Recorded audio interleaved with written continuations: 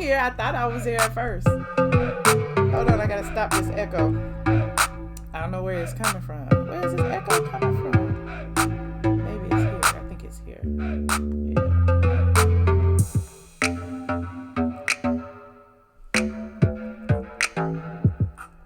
Nope, I still hear the echo. Where is it coming from?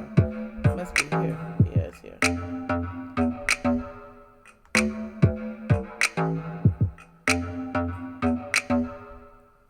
Okay, that stopped it. What is up, y'all? Okay. What's up, Jen, the goddess C. Patterson? Woo!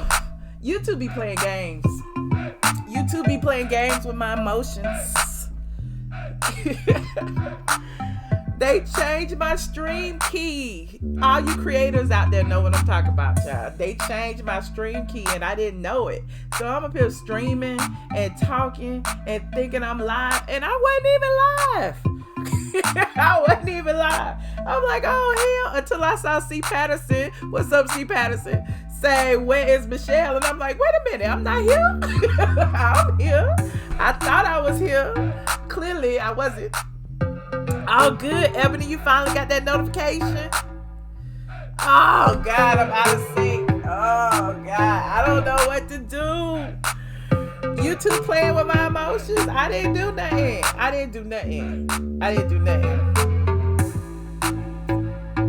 don't know what to do. Let me see. Hold on. I don't know what to do. I'm out of sync. Oh my God. How am I fix it? I don't know how I'm gonna fix it.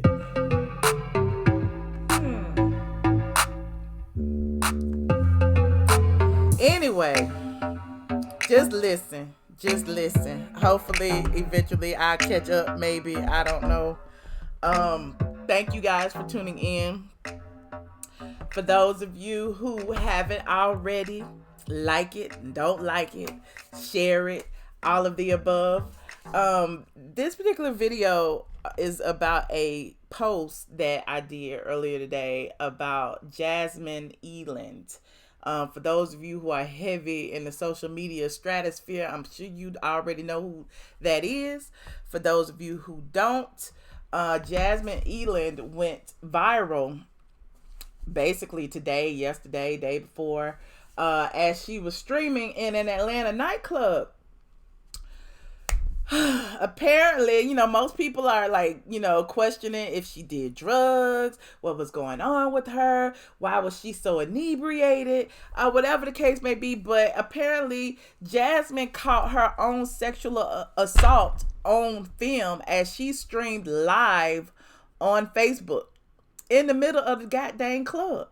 JASMINE was partying, it was MLK weekend. It was everybody here from the, every community you could think of. Everybody was here this weekend. JASMINE apparently was visiting from St. Louis, went to see August Alsina perform. I think it was Friday night at Opera. And, she met a guy. Atlanta is the home of the scammers, credit cards and the scammers, honey. And she met some random guy at the club.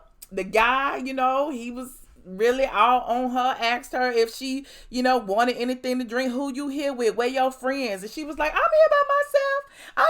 I'm partying. My friend's gonna be here soon. Now, I just want to say, you said you thought she just moved in. Maybe she just moved in. Maybe I got that part of the story wrong. Thank you so much, Naisha. But, I grew up in Atlanta. I've been at Opera. I've been at every club in the city. And I know how it is when you and your friends go out. Y'all don't want to ride together. Y'all don't want to Uber together because, you may want to Uber together, but y'all don't want to ride together because perhaps, if you're driving or whatever the case may be, one of y'all might not leave when the other one want to leave. So, we'll meet each other there and we'll leave when we want to leave because maybe, I might find me a boo. I might do something. Who knows what may happen. But, sometimes we don't all come together. So apparently JASMINE got there uber early. Like her friends weren't planning to get there till after midnight, but she got there at 9-10. So, she's streaming, she's, partying, she's having a good time. She meets her guy, the guy asking her all kind of questions. She's giving her way too much information, but that's besides the point. He asked her, does she want a drink? Jasmine's like, sure, anything, something sweet. I love something to drink. Thank you so much. I'm going to post up right here on the side of the stage because I'm a huge August Alsina fan. I cannot wait till I see him. I'm right here. I'm early. I got me a good spot. I got me a good view. Y'all ain't going to move me and have me way in the back where I can't see. I'm good. The guy goes and gets a drink, brings it back. A lot of people, who have viewed the stream online seem to think there was something in the drink. People have been screenshotting it, zooming in, all of that. It looks like there was something in the bottom of that drink because she was holding it up in the video. Jasmine drinks the drink around 9:30, 9:45 because, the time steps are all on the videos. 9:30, 10:20, 10:35. So at about 9:18 or whatever the case may be, old boy asks she want a drink. He go gets a drink. At the next video, it's like 9:39. He comes back, he got the drink. Jasmine, what people have been saying online, she's apparently married or in married, divorced, some kind of way, but in a relationship. They're having problems. She wants her husband or boyfriend or whatever he is to see she's having a good time in the club. Men are buying me drinks. I'm going to film it. You going to see me with my beverages, honey. You going to see me with my good time, with my dude buying me drinks. So dude buys her a drink. He brings it back. Jasmine don't know where this drink came from, where it's been, how, whatever. It's about 18 minutes. I'm super investigator. I'm up here writing down timestamps and everything. It's about 18 minutes after he left, he brings her back a drink. She drinking, got a little straw, chilling, dancing, rapping along to the song, waiting for her friends, all of that, all while on live, talking to the people in the live, all of that. So, I better tell that story. Thank you so coming. So, oh boy, he was like, okay, I got me a little cutie. I'm up here by the stage. He all up on her, she's adorable, whatever. But he would not leave her alone. Meanwhile, in the video, dude is saying, drink up. Don't have some more drink. Don't let your drink go to waste. Drink up. Jasmine, she just happy, somebody giving her a drink while she wait for her friend. She drank it up. 9:45. It ain't been but 30, 45 minutes. Jasmine was rapping everything before. She's still rapping now. Let me tell you that she's still rapping. But she's slurring her words. Can barely keep her eyes open. Dude got his arm around her neck, holding her up. I'm just like, am I the one who was looking at this going, it had to be, even if y'all hadn't been super investigator and zoomed in on the drink and saw the little peel and all that, am I the only one that's like, nobody gets drunk that fast? 20 minutes, 30 minutes, 45 minutes, you are so toe up that you cannot even see, you can't even open your eyes. Look, granted, we don't know if she popped some pills, popped some molly. We don't know what she did. We don't know. We'll never know. But apparently, oh boy, he begins groping on her. She's still on live during this whole time. Like, still on live. She's saying, help me, no, stop. Please help me, somebody help me. She's saying this in the camera. She ain't let go of that phone yet. And, I just got to say this, and I know people are going to, be skeptical, how she hold the phone, why she didn't drop the phone. Honey, y'all know y'all will not drop that phone for nothing. It could be a plane crash, bus crash, whatever. Your phone is going to be clutched in your hand. We have become so accustomed to holding our phones. Our phones ain't going nowhere. We hold our phones in our sleep, okay? So, she had the phone. You can see, it was a lot going on. He ends up, even on the video, taking her to an isolated area of the club. And you can see she is not in it. She can barely stand up. She is like a doll. Like she is not in it. She's saying no. And yet you can hear him grunting, baby. Come on, baby. Stand up. And it's like, what the hell is going on? We saw this, if you was online, y'all saw this all unfold on the internet. We watched it like it was a reality show. Meanwhile, it's people in the club filming as well, because after that, I guess he brings her back out, whatever, she coming to, whatever the case may be, brings her back out amongst the land of the living.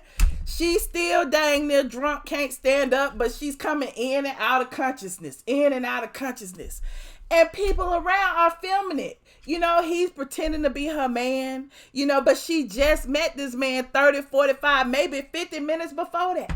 It is insane. Now, let me see what else y'all saying in this chat. Did y'all see it? Did y'all see? So I have some clips, but I was kind of iffy on playing it because I got the clip where he asked her for the drink, because at this point everybody knows who both of these people are. JASMINE EILAND is not the only person whose name is out there. The man in the video has been identified as Dominique Williams. He's been doing several interviews. He's claiming that he's innocent. He didn't do it. He didn't rape her. He didn't touch her. He didn't stick a finger in. He did nothing. Meanwhile, JASMINE, claim, she got raped. Like, you see, JASMINE ain't even claiming it. To me, if you look at the video, it's all in black and white. I'm not going to play that portion, but I play a little portion of, when she was in the club and she asked him, he asked her for the drink. Hold on, let me see if I can do this.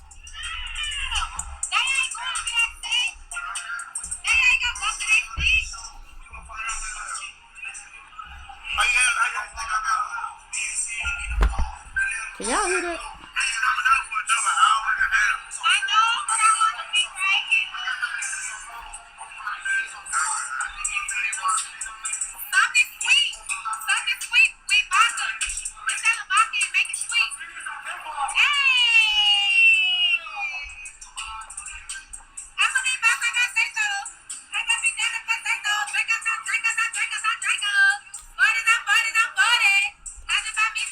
So as you can see, JASMINE sent him off to go get her a drink. Go get me some. Yeah, give me some sweet.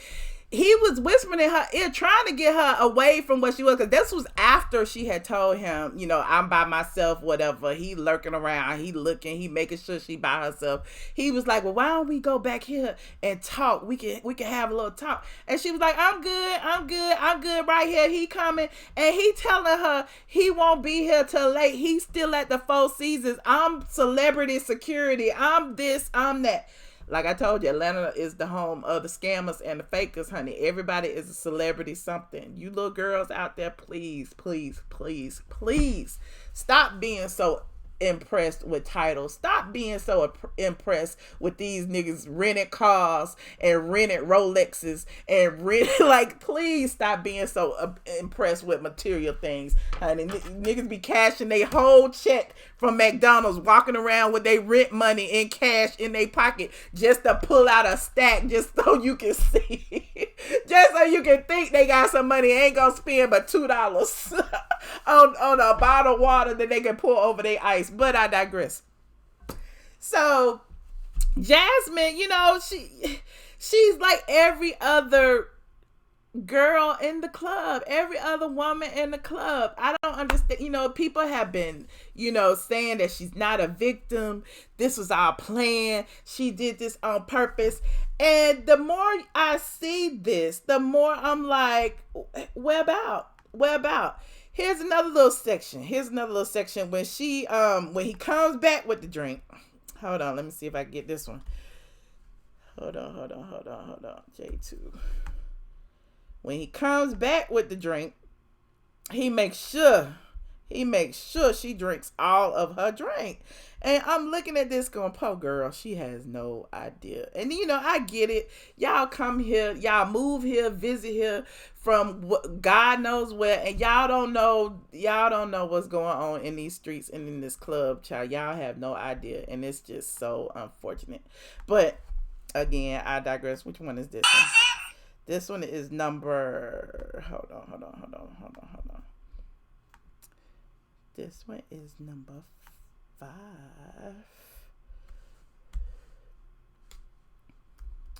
Okay.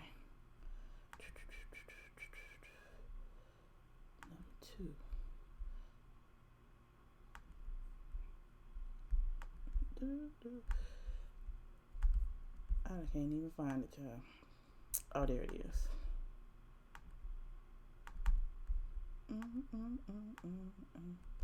So this is like after she's been drinking a while.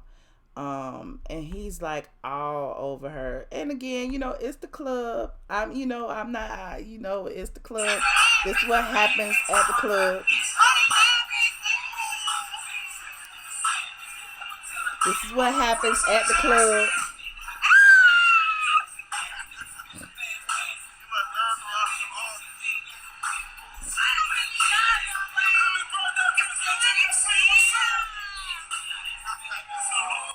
Yes, I saw the entire video. Now, before I continue,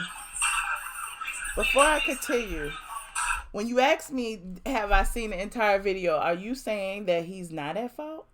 Are you saying that it's all her fault? What are you saying when you ask me, have I seen the entire video? Because I'm about to go there. I'm not finished. I am not finished. Hold on. So, you could tell, she's starting to get a little loopy. And like I said, if you look at the timeline of events, all of this happened between like 9:29 and 10:50. And so I'm like, oh, I'm sorry. And so I'm like, nobody gets that drunk that fast. Both are at fault. How would she be? Wait a minute. So you telling me if you get drunk, if you get inebriated, it's okay for somebody to take your lifeless body and do what the hell they want to do with it? That's just like saying people in the old folks home who can't speak and can't move, it's okay to have sex with them. It's like saying people in a coma who are brain dead, that's okay to have sex with them. Is it okay just because I'm drunk for you to have sex with me? That's okay? She clearly said no. And I'm not going to play the video, but I'll let y'all hear, like, you listen to this part and this is not something that just listen. Hold on, is it playing?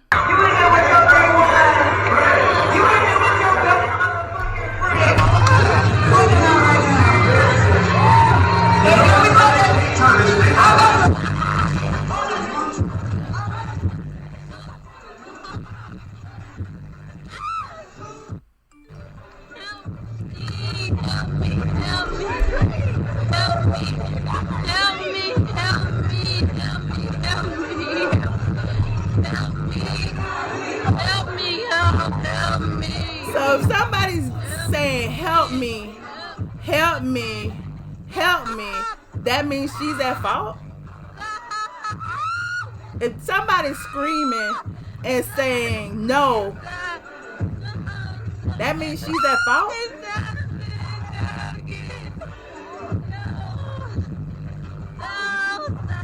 She was saying no throughout the entire video. Does that mean she's at fault? I'm confused. People have been pulling up her history. People talk about, somebody even in chat talk about she was accused of assaulting her husband. People pulling all kind of stuff in the chat.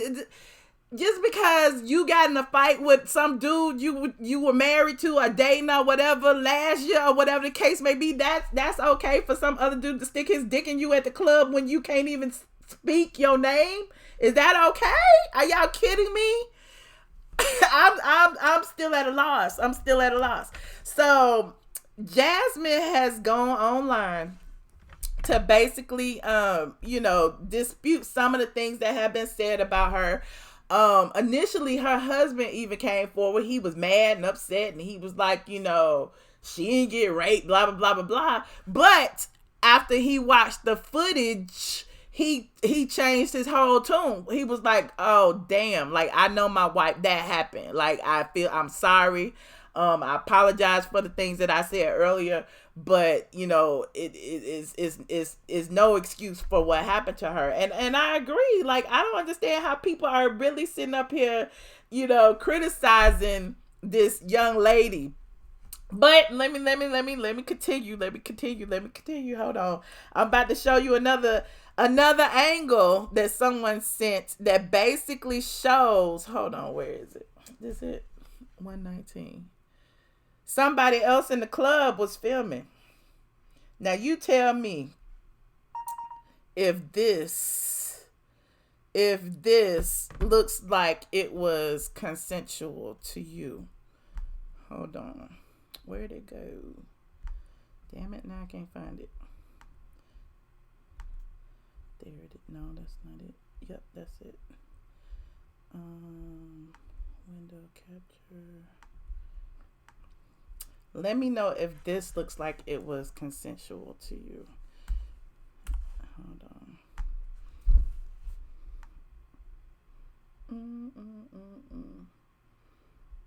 And I promise you, when you see this, you're going to think a totally different way.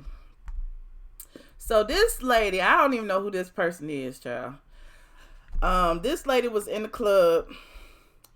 And, you know, we're in the age where if you see something shady, you're going to film it.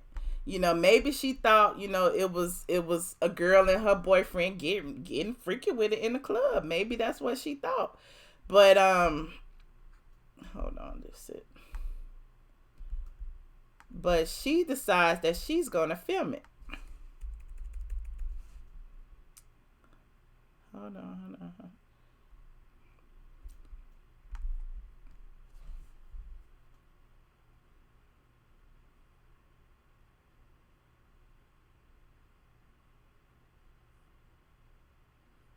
The girl can't even stand up. Are you telling me that was consensual? Her name is Vanna White. Thank you, Lessa. Are you telling me that was consensual? The girl can't even stand up on her own 2 feet.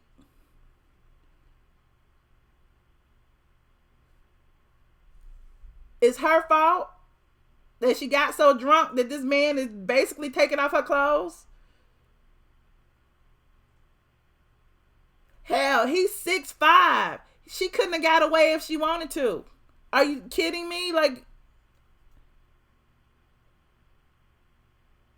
everybody filming, but again, you right. She could not. So, people are like saying, you know, it's a setup. It's you know, it's not his fault. I don't get it. But meanwhile, Jasmine has came on and she basically has told people that, you know, she's talked to the police. They are investigating the situation. Atlanta police has issued a statement and says they've investigated the situation. And hold on, let me put this up. This is her statement. And we're going to get into this. I just want y'all to get all the pieces of the puzzle before I go in. Hold on. Jasmine. 213. Child, y'all just don't know how hard this can be sometimes. 213. There it is. So Jasmine went and she basically spoke out for the first time after going viral, and here's what she had to say about it. If I can find it.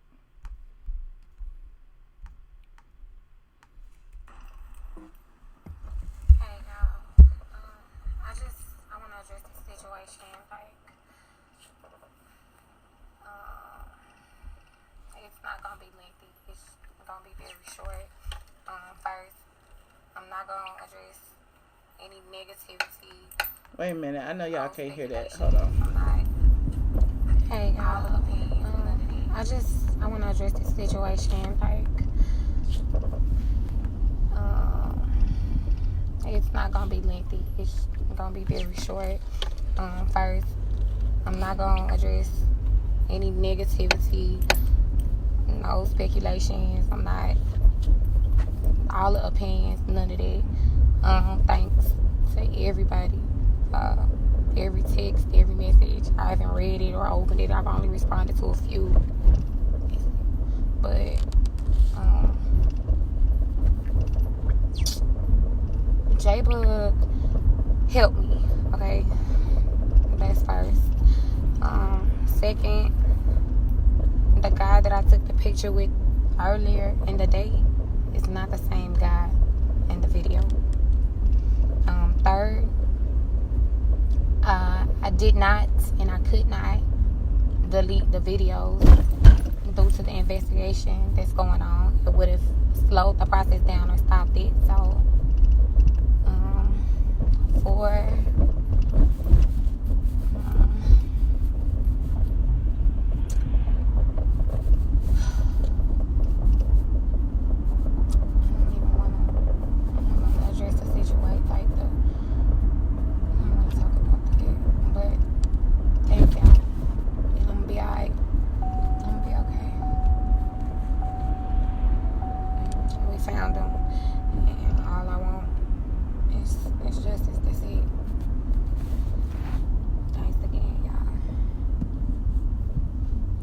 So for those of you saying it's her fault, I'm still at a loss as to it's still blaming the victim. It's still blaming the victim. I understand we all have to be held accountable for our own actions, but if someone nefarious puts something in your drink and you drink it and you are inebriated in the club and they take advantage of you and they pull up your clothes and they go stick they whatever, like I don't understand how y'all can feel that is okay. And I get it. Thank you so much, GLT. Everybody feels the way they feel. It is what it is until it's you. And then you like, wait a minute. Nobody has the right, if I'm inebriated, you would think people would have common decency, to call a friend, or call security, or call somebody. He took it, upon himself to drag her in the back and do what he did. And then she came to, when she came back out, people saying she participated in the twerk contest. But wait, there's more. Her friends even got online and said that, and tried to give their side of the story once they got there. One of them, J-Bug, I think that's her name, was in the club, and the girl that was with her, was also there and said that that it was something weird and something creepy. And while, they were both like, yeah, she was twerking and she was drinking and she was doing this, we was trying to get her away from him. He was over her like, like that was her dude or something. We didn't know that it wasn't her dude. And then, she bust out saying, they tried to rape me. At that point, my thing is, she probably halfway remember something, couldn't remember, don't know what happened. Hell, she was on the motherfucking horse pill, had been slipped in her drink. How could you remember what happened? And just because you happen to come to and continue your night, is it still your fault that somebody raped you and took advantage of you? Is it still your fault? Should you still be looked up to as, she's lying? Why would you lie about something like this? What would she have to gain by saying this dude raped her? Like, is he a millionaire? Is he a ball player? Is she getting some kind of notoriety or fame out of getting her name dragged through the mud online? Is she, like, I'm just trying to figure out, y'all are crazy. Y'all are insane for anybody to be like, she's doing this for clout. Clout? I'm gonna pretend I got raped for clout, but I don't know. Look, I don't know. Maybe he's innocent. I don't know. But here's what her friends had to say about it, and I want to watch this with y'all because I haven't seen it yet, child. I haven't. I'm gonna play just a little clip of it anyway. The friend's name is J-Bug. J-Bug was on Facebook earlier, and she had a lot to say about this. Hold on, J-Bug. Y'all, I got all my stuff on my computer. Honey. I'm just looking like, what the hell is going on? I don't know. I do not know. This is J-Bug. And I'm not gonna play all of J Bug, but I'm gonna play a little bit of it. And hopefully we can hear this. I need to say a little something. Even though everybody tells me not to say nothing,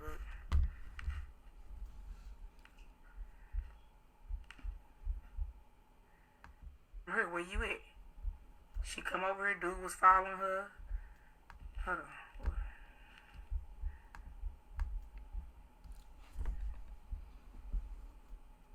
That was who that pulled, that turned around in the video.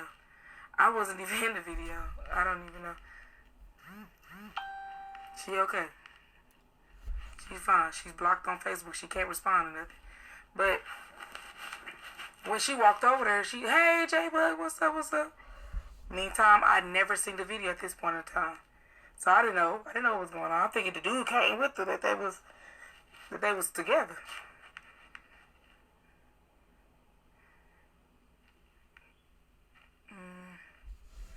So he come over there, and I'm still in my mind, they together, but her vibe was real weird. I mean, this is my first time ever hanging with the girl.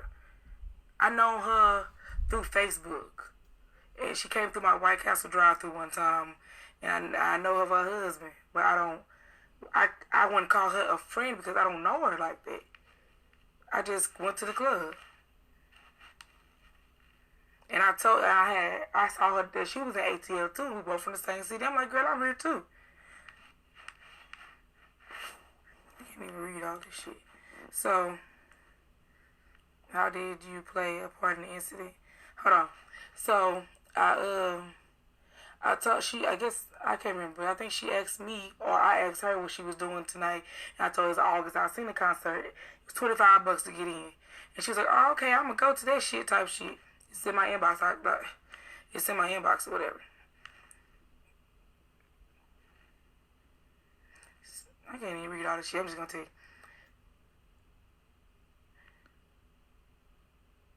And that's how I got involved, because she tagged me on Facebook telling me that she already there and blah, blah, blah. And that she was telling me a whole bunch of stuff. I didn't even read this shit. But, so, I told her about the concert or whatever.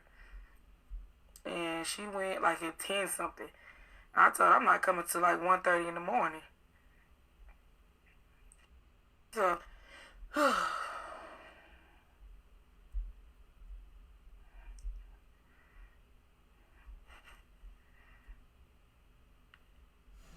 I want to get to the part where she starts talking about when I got to the club, she was on the other side. Okay, this is a stage right here. I'm on the right side. She on the left side. When I first walked in, that's the right side. So me and my friend that I came to Atlanta with, we sitting right there. And I'm like, let me text her to see where she at. I text her whatever. She said she was by the stage too, cause I told her I was about the stage. And she said, what the fuck did she say? It's in my inbox. She said I told her I'm on the right side. She said she on the left. And I said, okay, I was looking for it. I said, I still don't see you type shit. So then she walked over there with the dude behind her. With the dude behind her.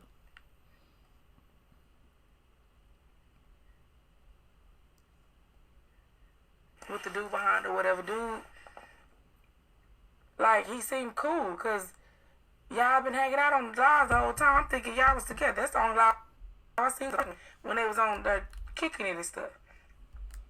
So, by this time, this girl texted me and was like, is Jazz okay? And I'm like, yeah, she cool. She right here. I'm thinking that she just ain't answering her phone to nobody. Not knowing that it's a video of her getting raped on the internet. Whole time this going on. So I get over there, we made a Snapchat video. I'm like, hey, what's up? We kicking it and stuff. We dancing and stuff. Dude dancing all along. I'm thinking that's her nigga, whatever. So she busts out, said, they tried to rape me. And I'm like, who? Like, I keep on saying who. 5 minutes later, she chilling. She grooving again. She's like, I'm cool, though. I'm cool. They got me together. They helped me out. I'm thinking the dude helped her out. That was behind her. And then I'm like, okay. So it was a twerk contest, like probably 10 minutes later after that. No, before that. Let me get to that part. This dude, he had a drink in his hand. And he was like, first fucking thing he broke. He said, what the fuck did he say? He said, let your friends get some of this drink. I'm like, no, I don't even drink. No. he was like, and he said, what the fuck did he say? He said, I ain't do nothing to it or nothing. I just got on it. And she just looked at me like she couldn't, I don't know, it was just weird. So I let that shit slide. I'm like, okay, I don't know. I'm still thinking it's her nigga. So then after that, it was a twerk contest on stage. She get on stage, she got in the twerk contest, she went to the second round. That's on my Snapchat. She was dancing and shit. So he recorded her, and it was real creepy because her skirt just kept coming up. He like, yeah, I'm put on World Star. I'm standing by him the whole time. He just saying weird shit. And I'm like, maybe he didn't come with her. Like, maybe he don't even know her. And then I'm looking at his phone the whole time. He didn't record the girl ass and shit, her stuff, and he put it all over social media and shit. So I'm like, this nigga can't know her, how he disrespected her. So when she get back down there, I'm holding up her and stuff. And she had took her shoes off when she got back down there. And then I just felt creeped out by him, not knowing that he raped her a couple hours ago. Still don't know this by now. So he fucking was still in his phone. He was watching her video over and over and over again. Over again. I don't know this nigga from a can of paint. She didn't even know him. So I finally asked, I said, did you come here with him? She was like, no, Jeff, I don't know him. They tried to rape me. Steady saying they. I'm like, I'm just steady shaking my head. I'm confused. She's still dancing and having a good time. Then she burst out crying again. So now I'm like, okay, something got to be going on. So I asked him, trying to be cool, but he big as fuck. I'm scared as fuck. The last time I talked to Jasmine, this was like at 7, 8 o'clock. She was at home. She's not dead. Who the fuck? Anyways, so she, so he was all on her. She was dancing on people, and it was a girl in front of him. She was dancing on this girl in front of him. It just looked like they was a little couple. So finally I was like, hey, did y'all, trying to be cool, did y'all come here together? And he was like, yeah. And I'm like, I don't think so. I said, Jazz, did y'all come together? And she was like, no. I said, do you know him? And she was like, no. And then he said, so you gonna tell her that you don't know me? And I'm like, what the fuck is going on? I didn't understand that at all. So I'm like, I don't think she know you. And she keep on saying that she got raped by somebody. I said, do you know something about that? He flips the fuck out. He just started going on, bitch, fuck, what the fuck? Why the fuck would I? And why the fuck you tell this girl that I raped you and ain't nobody fucking raped you and fuck you? And he just started going off. But he was still standing by us after he done cussed us out. So I'm like, fuck, how the fuck I'm finna get away from this nigga? How we both finna get the fuck away from this nigga? Because now I didn't know what the fuck is going on. I don't know if, she keep on saying he tried to. So me, I'm just thinking he grabbed us. You know what I'm saying? Grabbed us or something. I'm like, I don't know. Still ain't seen the fucking video this whole time. So I'm sorry, so he finally kind of backs up after we done argue again. And my friend Caitlin kept on saying, what's going on? My friend I came with kept asking me what's going on. Because she could see him over me cussing and pointing and shit at me. Like, he gonna get me put out this motherfucker, fuck you. And he told me, bitch, you don't even know her. And I know her for years. And I'm like, you don't know this girl. You don't even fucking live here. He told me he gonna make sure she get home. I'm like, Jazz, what is going on? It's him. I'm glad you got it. Then if he walked away, this before August ATLien came out, we still there chilling. So she what the fuck she do? August ATLien finna come out, dude, and walked away. She was like, thank you so much for getting him away from me. He was just tripping and and I'm like, okay. So I'm thinking we cool, we in the clear. I'm still not knowing he already raped the damn girl. So we chilling, we cool. And then August ATLien come out. She turned up for the concert. Then she was like, Jamie, can you take me to my car? And I'm like, yeah, I'll take you to your car. I'm walking up to her car. We Ubered there. We didn't have our car. We Ubered there. So I'm walking to her car or whatever. And I get in the car with her. That's when I make the other live. I'm like, you need to tell people what's going on because I'm confused too. I said, what video are they talking about? What's going on, Jan? She burst out crying and stuff. I'm like, you need to calm down and explain what's going on. So she explained what's going on, and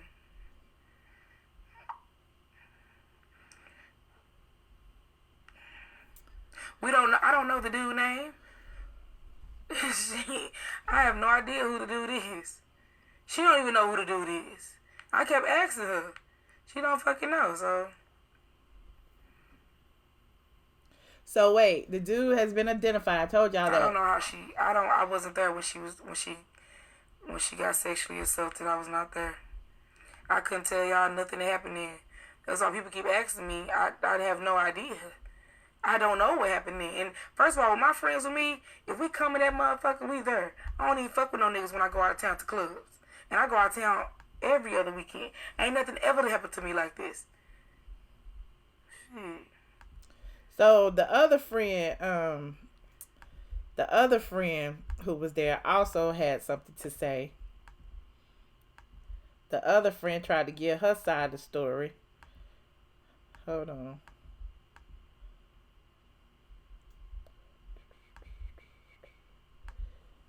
During like a FaceTime or whatever with the same girl. And she basically had the same story. I mean, you know, when you hear it, hold on, here it is. The club closed at 3, and I knew all wasn't going to perform until about 2. So I'm not going to the club just early as hell, just to be in. All I motherfuckers know is that we went to the A on our own personal endeavors. Didn't know this girl was going to be there. I've never met this girl a day in my life. Yeah, the other acquaintance. Thank you. We driving around the A. Jamie like, oh, my friend here. I'm like, oh, okay. She like, gonna tell her to come to the club. I'm like, all right, cool. So we went to the mall. We got some food, all this and that, blah, blah, blah. So she tagging Jamie and told her that she getting dressed. We like, all right, cool. Then she tagged Jamie again. She like, the parking is $20. So by that time, when she told Jamie that the parking was $20, Jamie woke me up because I was asleep. And Jamie told her that we just gonna Uber there anyway. So if she's already at the club, we already at our hotel, telling her we're gonna meet her there. She was already there early as hell. I didn't plan on going to the club until about 1 because the club closed at 3, and I knew all wasn't going to perform until about 2. So I'm not going to the club just early as hell just to be in there. We only came to see this motherfucker. I'm not referring to him as a motherfucker, but I'm saying like we only came to see him. So I'm not finna be in the club standing around early as fuck. It's not no motherfucking Irene vibes. If we came to the club to see August Alsina. So, by the time we get to the club, meet her in the club, she greets us. She like, what's up, y'all? Hey, nice to meet you. What's your name? Yada, yada, yada. Whatever. So, when she greets us, the dude is already still with her. Now, I just met her. I'm automatically assuming this is her nigga. This is her dude. So I'm not thinking nothing of it. Because she's in a good mood. She greeting us. Or whatever. Never said nothing about nothing. Alright? So she goes on stage in a twerk contest. She didn't have on no bra, no drawers, nothing. Still haven't said nothing. So this is when it get weird. She go on stage, go on the twerk contest. So they have the twerk contest. It's like 3 motherfuckers. They eliminate one girl. So now it's her and the big girl. The big girl ended up winning the twerk contest because she hit the split. So they just gave the bread to the big girl. They gave her a $100 bill. The dude recorded the shit of her in the twerk contest. Okay, so I'm just like, okay, that must be her nigga or something,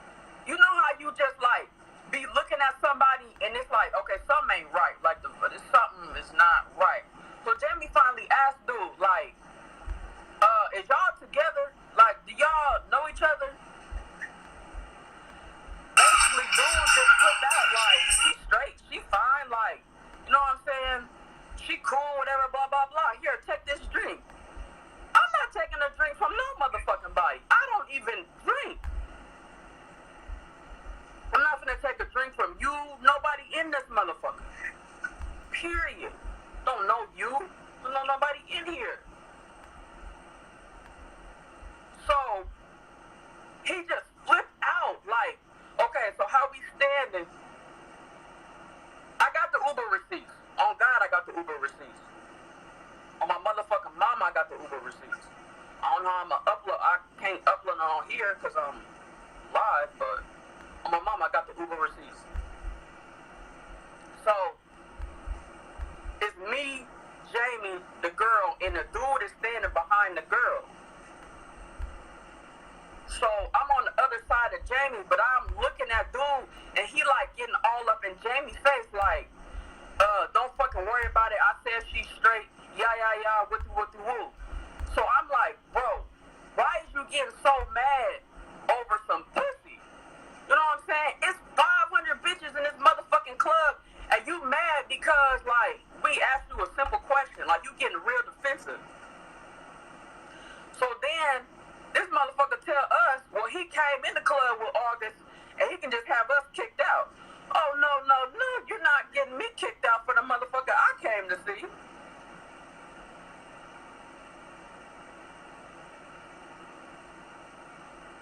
Irene and Monifa Jr. Oh my God. Talking about a damn receipt. We got all that. So basically, August come out, perform. We standing through a whole motherfucking concert. Singing. She got videos of him in her phone. We having a good time. He wasn't there when Once we told the dude off, like, bro, your ass tweaking, like, fall back, like, you don't even know. Now that we know you don't know this motherfucker, get the fuck on. Like, what is you on? You watching videos and shit in the club, like, get the fuck on. He go off, start talking to a whole other bitch. Boom, all come out, standing through the whole concert, singing the songs, recording this motherfucker. Boom, he get off stage. Right after he get off stage, we call our Uber. We finna walk you to your car. We walk her to her car, we get in her car. She turned the car on. And she like, if y'all wouldn't have came, I don't know what would have happened to me. So we like, what are you talking about? We was already coming. We was already in Atlanta. How is it if we would have came? Like, what are you talking about? She was like, cuz they tried to rape me. So I'm thinking she just drunk, really. So Jamie like, well, who tried to rape me? And she like, that dude. So I'm just kind of like, the dude you were standing by? And she just like, just boo-hoo crying, like, just out of breath, just like all over the place. And I'm just like, I'm not understanding, like, I'm in the back seat, like, I just don't know what to even say, because it's like, all this stuff has already happened, and you telling us now. You telling us now after this had happened hours ago. You can look at Snapchat. You can look at our Uber receipts. We didn't get to the club until 1 o'clock. When we got in the club, it was 1:09. By the time they checked our tickets, checked our ID, it was 1:09. That's on my Snapchat, all that shit. 1:09. All got on the stage, it was like 2. One of my snaps said it was like 2:24 in the morning. By the time we in her car, it's like 3. So you just telling us this at 3 o'clock. At 3 o'clock. Mind you, we in the club. I wasn't there for that. I didn't get that. So basically, I see everybody got questions. Everybody got questions. But the girl was like, think about it. She was drugged. She probably don't remember half the shit, but it was all on video. How can you deny what you see in this video? I'm just like I'm looking at this video, especially this last video that came out, like, who could deny this? Who could deny this video? I'm still trying to put it up. Who could deny this video? Who could deny this video? If I can find it, where it go? Hold on. Who can deny this video? Who can deny this video? She slumped over. She can't stand up. It looked like she pulling his hand away. Like, if you, like, done it, the whole video is actually on her Facebook. The only thing you got to do is look up her name on Facebook. Her videos are still on her Facebook, except for the one where the actual rape occurred, and even that you can find it on Instagram, but I don't want to play it.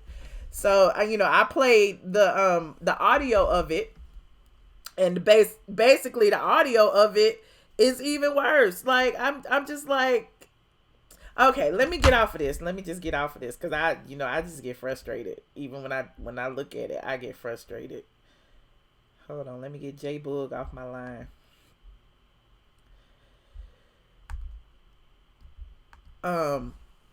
Basically, Dominique Williams has been talking also, and I know y'all want to hear what he has to say, and he talking a whole lot, y'all. He talking a whole lot, so he's spilling his own tea. Hold on, I'm gonna let you hear a little bit of him, and then I'm gonna take some calls from you, because we could go through this shit all night. We could go through this all night long. Where is it? This him? This him.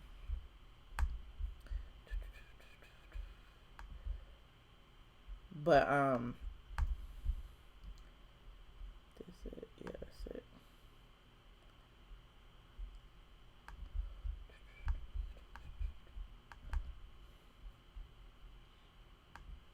Hello. Hey, what's going on? Dancing and stuff all the time, and like halfway into us dancing and stuff, she started acting like she's passed out and shit. So we was trying to. So hold this her is up. from And then after a while, Gossip of the City. It's hard to hold dead weight up. So He called the blogs. Picked up and took her to her seat, and she wanted to get the hell up and still continue partying. And after she got up to go finish partying, she went on stage to enter a twerk contest after she got off live. So she got me looking at this video like I really did something to her. Then she had messages between her and her friend saying that she wasn't raped. But she's not coming out and saying that she wasn't raped. She didn't come out and say that she was raped either. Like, Facebook is taking it to like they running with it like she was actually raped. Nothing happened to this girl. She went to the hospital, got a rape kit. I don't know if I can say this on record, but I'm pretty blessed. And I'm 6'4". I'm 6'4", and she's short. At no point I bent down to try to put anything in her. It was lots of people around. So picked up and took her to her seat. Right. And she's doing all that to get back at her ex-husband. I guess they was going through something. So she's doing all that mess on social media to get back her ex-husband, and now the shit done went viral and got my name all in it. Then people got video of her dancing with several other people before me. So I'm a father. I have 2 kids. I have custody of my son. I'm not out here in these streets doing no crazy stuff. I don't do drugs. I don't smoke weed. I don't do none of that. And I don't really drink. I may have some drink, like every now and again, but I do not get drunk. I was not drunk or none of that. I simply helped that girl. She's on the floor, trying to help her off the floor, and she doing all that, help me, all this extra stuff for no fucking reason. So you don't know anything about the pill being in her cup, in her drink? Right, and people, like, that girl had a lime in her drink. That girl ain't had no pill in her drink that I know about. She had a lime in her drink. She danced with several other people before me. I see people posting that it was like a Hispanic dude danced before me, and you can see her taking the drink and then taking something out of her mouth. so did you also go to the police and get a rape kit or like a DNA test and all that done to basically clear your name? Oh, I'm going to the police. I'm going to the police because I spoke to the police. I was supposed to be coming in today, but I spoke to a lawyer also. The lawyer said she wanted to go in with me. So we set up an appointment for me to go in. I'm not running from this or none of that shit. I'm not hiding. People got my face all over the fucking news.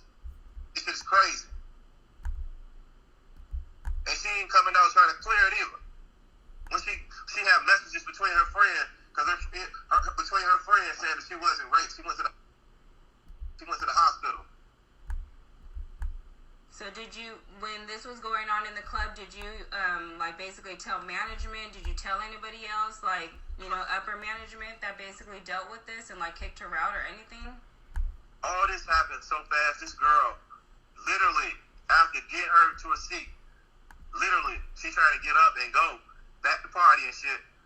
Literally, 5 to 10 minutes later, she was on the stage, damn near butt-ass naked, doing a twerk contest. I was with her the whole time, from her leaving the seat all the way going to the other side of the stage where her friend was at, some girl named J-Bug, standing there with her and J-Bug, and we was trying to stop her from going on the stage to embarrass herself. And she wanted to fight us and got on the stage anyway and done all that crazy stuff that's on this video. Yeah, because from the video, it looks like you were grabbing her breast, like, instead of really trying to... She went to the hospital. Really trying to help her. She was falling forward. I was holding her up. And it doesn't seem like you're basically humping her in the video? I wasn't humping her. I was literally, like, it's hard to hold dead weight up. This girl wasn't trying to stand up anymore.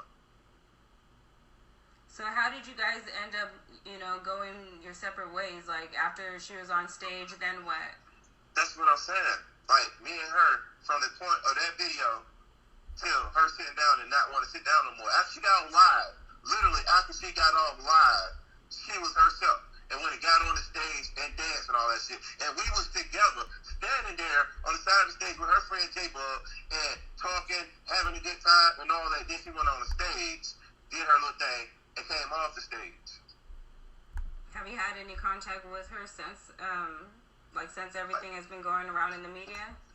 The crazy thing about it is I don't even Instead of really try to send her a message asking why in the world she let the people think that she was raped, and she won't reply.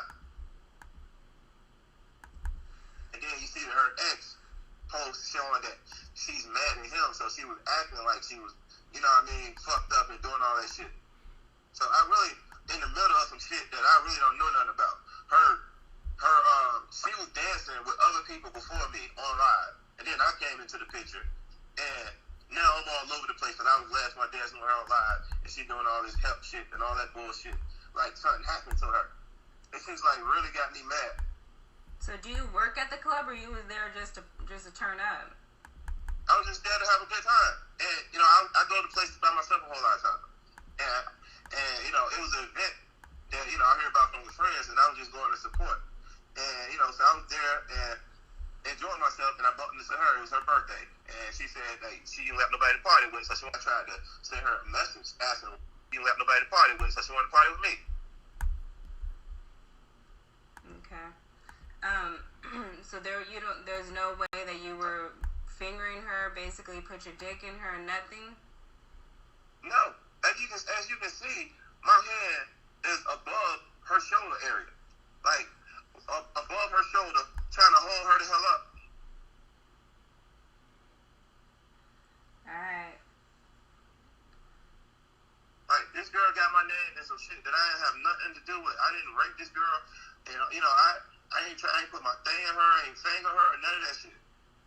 So have the police basically told you anything, like if you were to be charged, what you would be charged with? No, I haven't. The police just said they wanted to come talk, you know, as you know, when stuff is going viral, the police investigate. They want to investigate what the hell is going on and hear both sides of the story. So I have an appointment with them. You're gonna talk to the police. You don't have nobody to party with. You're gonna talk to the police. When is that? And I contact a lawyer, and the lawyer told me not to go in by myself. She wanted to come with me. Oh, okay, so when do you go and do that? We have an appointment set up for tomorrow. Okay. Do you mind if I contact you again tomorrow? I don't mind. Okay. Alrighty, well, I appreciate your time. Thank you. You have a What y'all got to say about all this?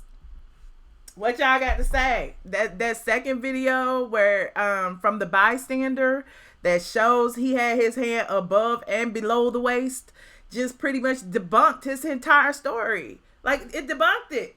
And look, and I don't want to get graphic, but it looked like he was smelling his fingers or licking his fingers or doing something. Like, look, Juno, now you don't have no comment? Now you don't have nothing to say? Now you don't have nothing to say? Oh, okay. Oh, okay.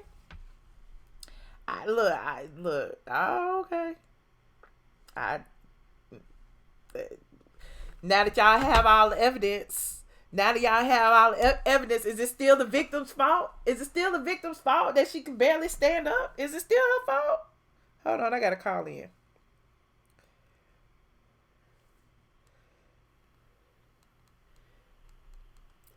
They had sex. She changes her mind and she started to feel guilty. I mean, if that's what you think, that's not what I saw. That's not what I saw. I don't even. I doubt she even knew they had sex until she saw it on the video. That's what I think. I think she didn't even know. She was so inebriated, intoxicated, drugged up. She had no idea what he did to her until people started calling her, asking her, "Are you okay?" Caller 5576, you're on the line.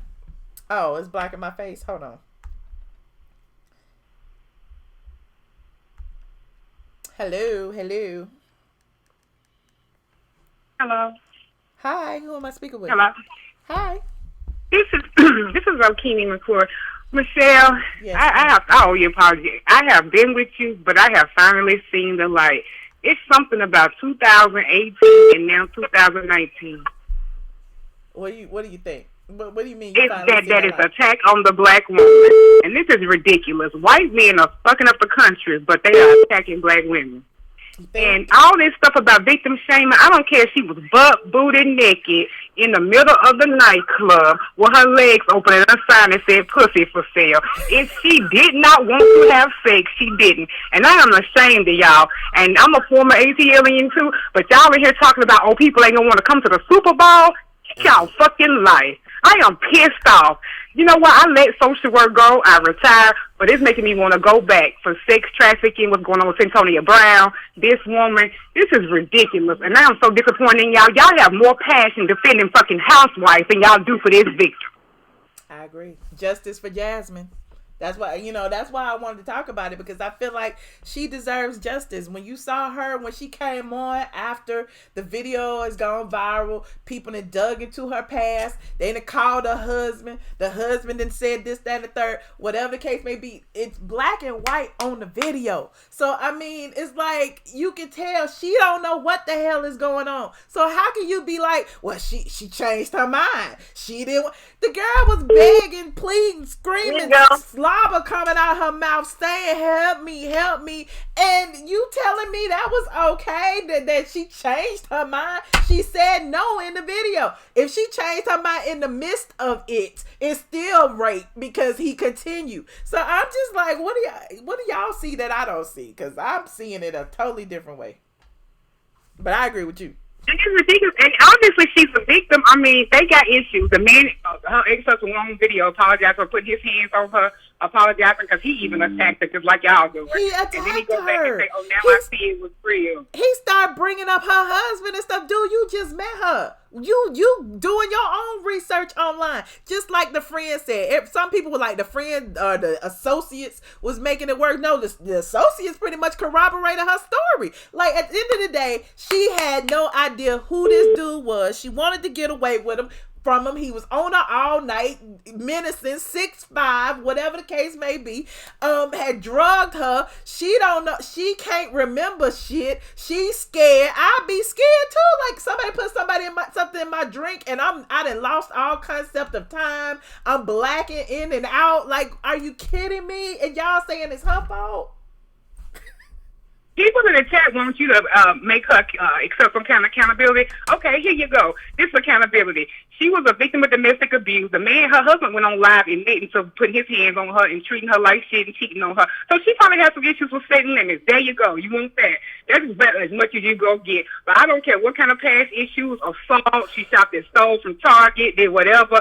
That ain't got nothing to do with that man putting his dick in her. And that damn excuse about he's 6'5", bitch, you bent her over. It don't matter if you 6'5" when you bend somebody over. And did you notice on the corner, there's a booth, like where you kind of sit in a good section. And I'm like, when did the police get called? I'm still fuzzy. Who fucking called? And her friends is watching live back in Bunkport, Virginia, wherever she's from. They didn't call the police to offer. I don't get that. I don't know, but I mean, she didn't go to the hospital until they got in the Uber. I mean, she didn't go to the police till later. Like, nobody called the police. I just don't get that. Like, the people who was watching the live, they didn't call the police to opera. Her ex-husband was watching the live. What the hell was they doing? You're right.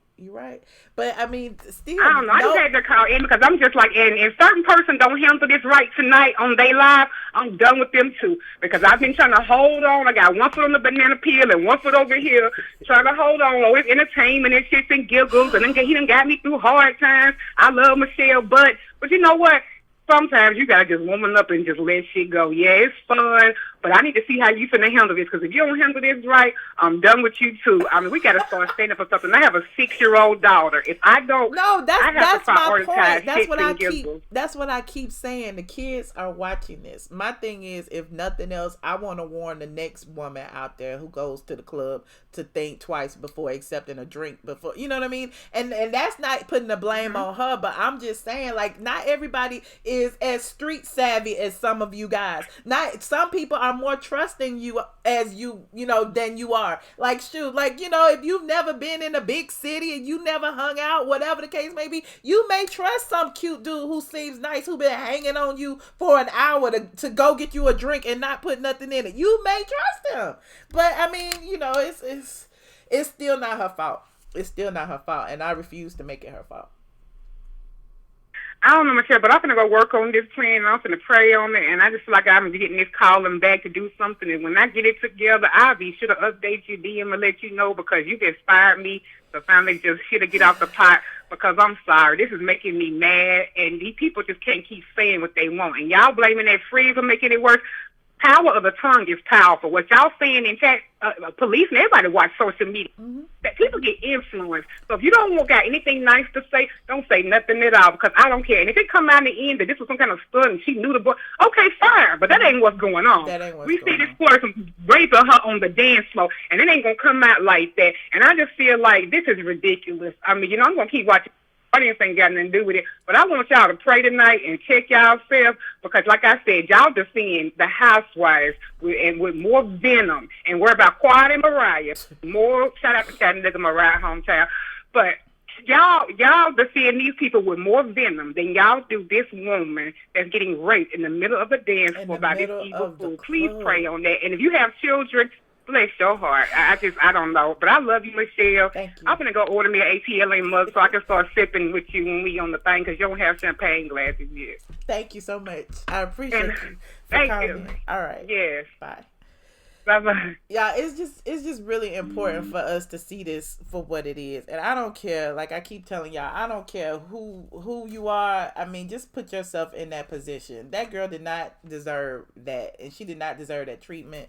I don't care if she went and twerked naked in front of the club after that. She didn't deserve it. 8738, you on the line. Hey, Michelle. Hi. This is Jane calling from Florida. Hey, Jane. I was just calling because, like, it's been so many different stories involved, well, in this one particular story. And the last caller, she basically summed up a lot of stuff of how I was feeling. I mean, whatever she did in that club that wasn't right in our eyes, it still it's not a deserving of her being raped and handled the way that she did. That last video that you showed, you clearly could see what that guy was doing to her. He spit in the palm of his hand.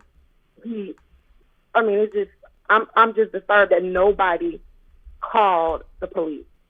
The lady recorded, didn't call the police. People on her live didn't call the police. Like, no, where was anybody to help her? I agree. I'm just disturbed about that. And it's just awful. It's just awful. And then to hear her and see her, the part of the video, that everybody's talking about, that the rape actually took place, like literally a tear is rolling down her eye, and she's drooling, and she's saying help me, right. And she can barely open her eyes, and she's saying help me. And so for people to even see that, and the next day knowing that she's alive and well, and that this happened to her, to doubt it, I'm just questioning your right. ability to even think right now. Like, how are you doubting something that's right there, right in your face, right there, right in your face? Right. But that's the time that we're living in right now. To be honest, like nobody cares anymore. Yeah. Nobody, unless it happens. Until it happens to you, that's when they care. When it happens to themselves. Yeah. It's just ridiculous. Right. It's ridiculous, and she deserves justice. I don't care if she came there butt booty naked. I agree. No, you don't need to be touched if you don't want to be touched. Right. No means no. And it's just sad. It's just really sad. And then I'm hearing that no one called the police or the authorities, that they actually contacted her after the video went viral. Is that true? I don't know. That could be true. I mean, but that could be true. I don't know. I got to do more research on that. I just know I was outraged when I saw it. Yeah, it's a lot of stuff that's been developing. Like they're saying that she's pregnant now. Like she was. I guess she just found out that she's pregnant. I'm assuming when she went in and did the testing or whatever. But I mean, this whole thing is just sad. It's just sad. Yeah. And you could tell she was embarrassed, because even the video where she was kind of debunking some of the rumors that sparked from the video, like her husband talking, then somebody pulled her receipts talking about she took pictures with another guy that morning, and it's the same guy and all of that. And so when she was debunking, you could tell she was clearly trying to get the right words together. She didn't really want to be bothered with this, but at the same time, it's all these people talking about it. It's like, I have no choice but to talk about it. But, and going through her own issues with her relationship and whatever the case may be. And then, she just wanted to have a good time that night, and then that happened. And the things that she said to her friends, associates, it all matched up. Like, even if she was coming out of consciousness and was like, they tried to rape me, she don't know what happened. You can see in the video when she was like, stop, no, help me. Right. She passed out. She blacked out. She don't know if he finished or not. So it's just sad. It's just a whole sad situation. But I'm praying that she does get the justice that she deserves. I really do. Right. Right. It's just a effed up situation, Michelle. But I thank you so much for going live, and because that video, the last video, I didn't even see that anywhere. So that was the last video that surfaced. They said it's some more out there from like bystanders, but that was a video from a bystander who happened to film it. And I don't even think she knows. So it's more videos and no police. Like, that's just crazy, right? Like, and I don't even think it's like somebody is dying in your face, and then you're just sitting there recording it. You just as guilty as them. But did she? I mean, but did she know she was getting? Like, did she know? Could you hear? It's a club full of music. You see this, but do you know? Like, I don't know. Like again, this is the culture of we filming something or people doing freaky stuff over here, or this, that, and the third. Like, I don't. Who knew? Now, on one of those videos, I think it was her live video when her face was in the camera. One of they said it was a girl's hand, like the lady touched her to see if she was okay. And this was when she was saying, help me. And you could see someone on, like, holding her shoulder or grabbing her shoulder or something. But when they say, so was it just her and the guy, or did he have buddies? Like, I don't. He was saying he was there for August Alsina. He was celebrity security. He was telling her all these things about what time the celebs was gonna get there and all of that. And it looked like it was just him. I think in his interview he said he came to the club by himself. Yeah, GLT just said it in the chat. He said he came alone. So he was by himself. right. So, he was clearly on one, and like the friend said, after they came and bogarted him and was like, leave her alone, because they didn't know that they weren't together. So after they was like, oh no, he creepy, go away, then he goes to another girl. So clearly he was on one that night. And I, even listening to his story, there's some holes in it. Look in the damn camera and he knows what he's doing. Just sick. Yeah. It's freaking sick. Yeah. Oh but the friend noticed that the friend said, what was really creepy about him as well is he started looking at her videos, online, like he wasn't there. Oh, he watched the playback? Yes. Oh my God. Yes. So apparently and he still stuck around and was hanging with them. Right. So I guess he was trying to act like was nothing wrong, and he even jumped bad at them, like, why she tell you that? I didn't rape her, like said it automatically. So he was already on defense mode that night. So you already knew something was up. Oh my God. I got 2 daughters. I could not. Oh Lord. Right.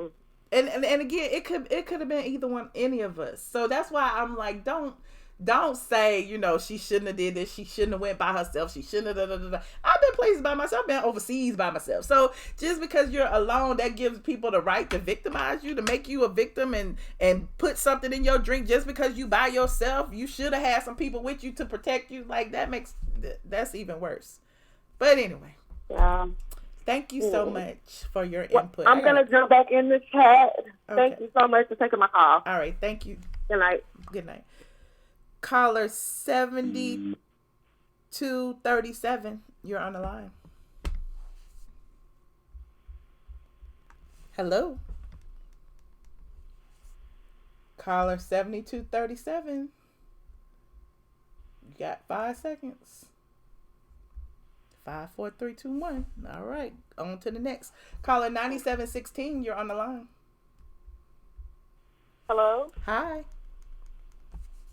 Hey, Michelle. How are you, darling? I'm good. Yeah, calling you from Chicago. How are you? I'm wonderful. Listen. Hey. Okay, so here's my thing on this, okay? I agree that should never happen to any sister. That should happen to any woman, period. Mm-hmm. Okay? I watched the video, and it was very disturbing to see what happened to her. Mm-hmm. And whoever did that to her, now what I'm not going to do is automatically say it was that guy. I don't know, because it was so much going on in that club. I mean, she even said that wasn't the guy, it was another guy. So I'm not clear on that, okay? But what I am clear on, and I just want to say this as an older woman, because I am an older woman, and I'm going to say, and I don't know if, I don't care if people don't agree with me or not, okay? No, you cannot. I've heard some people say, I don't care if she was butt-ass naked. No. We live in an evil, demonic, crazy world, okay? Now, we know this, okay? So, when you're out at a club, and not accept drinks from men that you don't know. You cannot do that. No. You have to be alert. You have to be aware. You have to watch your surroundings, because these fools are crazy out here these days. Does it mean that she acts for it? Absolutely not. Okay, no woman deserves that. But we do, as women. We have to conduct ourselves. We just can't be all ass out like that either. Okay, so that's what I'm coming from. Even a hoe deserves not to be raped. Even like you can't. Nobody deserves to be raped. So you can't sit here and say that we can't be out there ass naked or whatever the case may be. We can. I mean, and I get it. There are predators out there. But you know that you can't be, because there's evil, there's nasty, perverted ass people out here. Mm-hmm. So you can't be out ass naked like that, because then you put yourself in a position for somebody to do some sick ass shit to you. Okay? Now, is it your fault? No, it's not your fault. It's never a woman's fault for a man to rape her, molest her, assault her, none of that. But you do have to have some kind of accountability for how you are conducting yourself out here in these streets, okay? Because it can cause you to get hurt. Not that you deserve it. I want to make myself clear on that. Mm-hmm. It's not that you deserve it. No, you don't. Okay? We just need to be a little bit smarter in how we move and how we handle things. That's all I'm saying. Yeah. We got to move a little different. Yeah. We just got to move a little different. I'm older. I used to hang out in the clubs. I used to go and party. But you never accept a drink from a man, okay, unless you're sitting there watching that bartender. That's what I was about to say. Unless you at the bar and you pick up drink straight from the bartender, it don't change hands ever. It don't change hands. It don't change hands. Mm-mm. It doesn't change hands. You just can't be accepting drinks all over the place because you partying and you turned up. No, you cannot do that. You couldn't do it back when I was partying, and you damn sure can't do it today. Okay? Because just like That's they so put something in her drink the other day, they've been slipping Molly's and MDA and shit in women's drinks since time began. Yeah. So that's all I'm saying to these young sisters out here. Just watch yourself when you're out there. Yeah. You know, you just got to watch yourself because there are some sick-ass people in this world, and I don't want to see any woman, any young woman, in a position that young sister was in. That was heartbreaking to see her like that. It was really sad. And so there is no blame to put on her. But all I'm saying is just, kind of be a little more aware. Move a little differently. A little differently. That's all I'm saying. And I hope somebody hears your warning. And I agree. I agree. But I don't want to ever be, that person to be like, they should not have worn this or they should not have done this. Because at the end of the day, he should not have spiked her drink. He should not have, allegedly, if he's the one who did it or whoever did it, it should not have happened. That's right. We should all be free to enjoy our lives without the fear of, somebody, taking advantage of us when we unconscious. Like, come on. Exactly. And if we live, and listen, here's the deal. If we lived in a perfect world, then we could do those things. But we know we don't. Yeah. Unfortunately, we don't. Yeah. Okay? So that's all I'm saying. No, he was dead ass wrong. If that's him, if he did that, he was wrong. There's no blame to put on that young lady. But we as women, as young ladies, you gotta watch how you're moving out here in these streets. Right. That's all I'm saying. Yeah. Right. So no, we can't be out here butt ass naked. I got a story. And ain't nobody supposed to do nothing to us because we know it's some freaks out here. They will do something to you. You're right. That's all I'm saying. You're right. Yeah. And if we lived in a different world, yeah, we could all be out here ass naked and having a good time and turned up and know that nothing will happen to us. Mm-hmm. But that's not reality. It's not. That's not the reality, and that's not the world we live in. And I just hate to see young women, it's just crazy. They're being assaulted, they're being beaten, they're being raped. It's just oh my God, And so I just don't want to see that happen to another young sister. So all of you young ladies that's listening to Michelle, watch how you moving out here in these streets because the streets they're ruthless. They're ruthless. They really are. It's sad. It's sad. Yeah. Protect yourself. So that's all I want to say. Well, thank you so much for your input. I take it, and I hear you. Thank you so much. Okay. All right. Bye-bye. Bye-bye. I have a story I want to tell really quickly, and I know I have some callers on the line, but I'm going to tell this because, I'm old, and some things just come to me while I'm sitting here. I got an opera story. I'm a club head. We've been to every club in Atlanta, as I was saying earlier. And me and a really, really good friend of mine, a really, really good girlfriend, was at opera one time partying. And this guy kept bringing us drinks. He kept bringing us drinks. You want a drink? Yeah. You want a drink? Yeah. Bring me this. Bring me that. Kept bringing us drinks. We know this guy from Can of Paper. We taking the drinks. When I tell you, we left there, like, he kept on, like, harassing us after that, and we was like, no, we good. And you know, ladies, when you in the club, you can turn into a lesbian real quick when there's a guy around bugging you. Like, no, we together.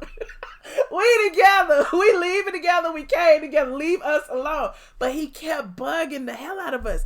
Some kind of way we made it to the car. When we left, neither one of us could barely walk. Well, at least I couldn't. She had to drag me to the car.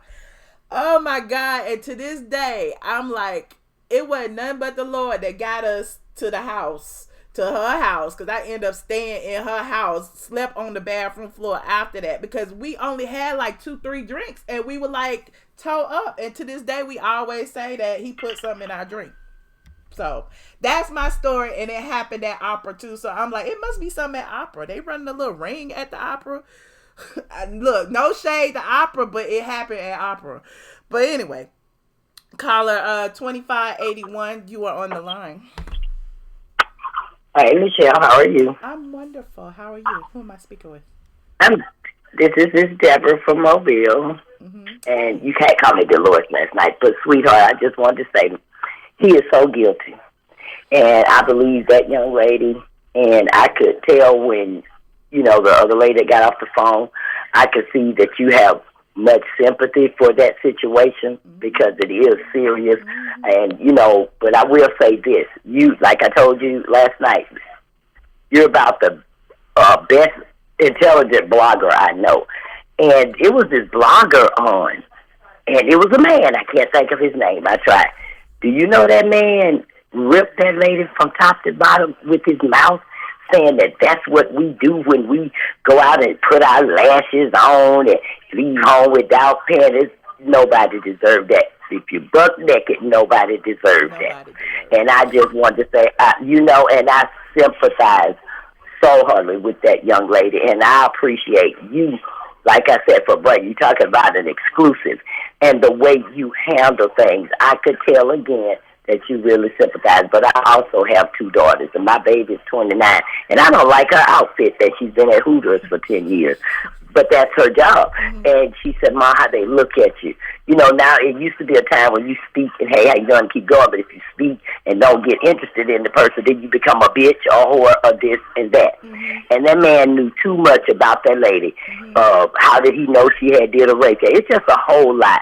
Yeah. So I thank God for your platform. I really do. Because he talking himself in a corner. And I'm like, please keep talking.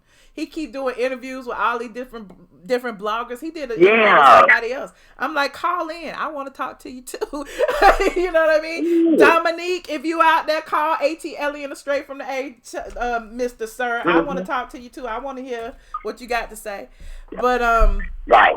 He's been talking to a lot of bloggers, and he say, you know, it's not his fault. He say he didn't stick nothing nowhere, and his hands stay above her waist. But from these angles of this other, you know, like that bystander video that we just watched, it was all kind of grabbing and snatching going on below the waist, and like in one case, like right there, you can see she is like pushing his hand away. So it's.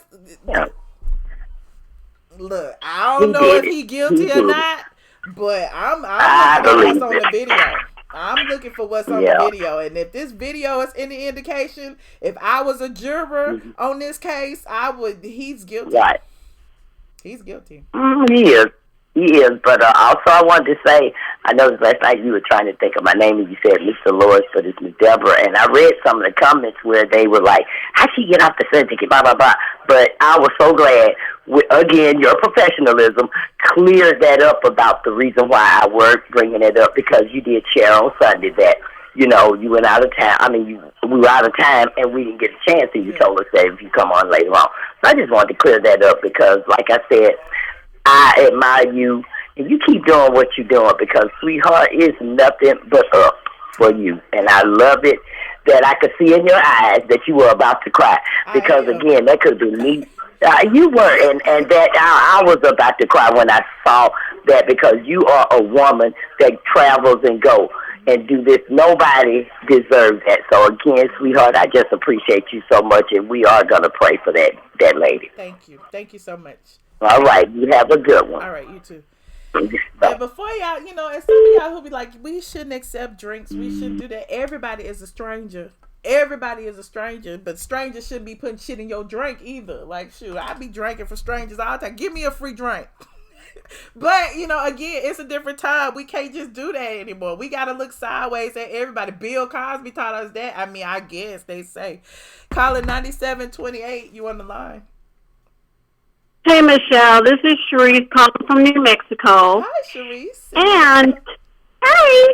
And, I am almost in tears for that girl, because what people don't understand about certain drugs, they make you hypersexual. Mm-hmm. They make every touch more intense. So even though, and that in itself is not consent.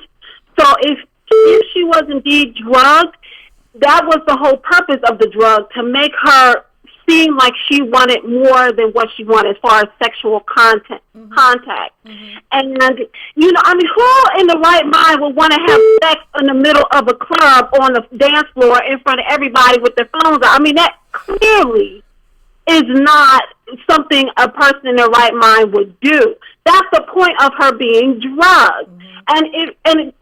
Why was he holding her up? I mean, who was he? If you could have got security, he could have got somebody else and said, listen, she is out of it. She needs to go sit down. She needs to do something. He was doing that for himself, allegedly. Mm-hmm. I don't know if he did rape her or not, but he did something. He did. I agree. And if you notice, the friends even said, they got a vibe from him. Like, he was all over her when they caught up with him. And he was pretending like he already knew her until, they got her along. They was like, do you know that guy? And she was like, no. And they was like, shoe, fly, shoe, which most friends do.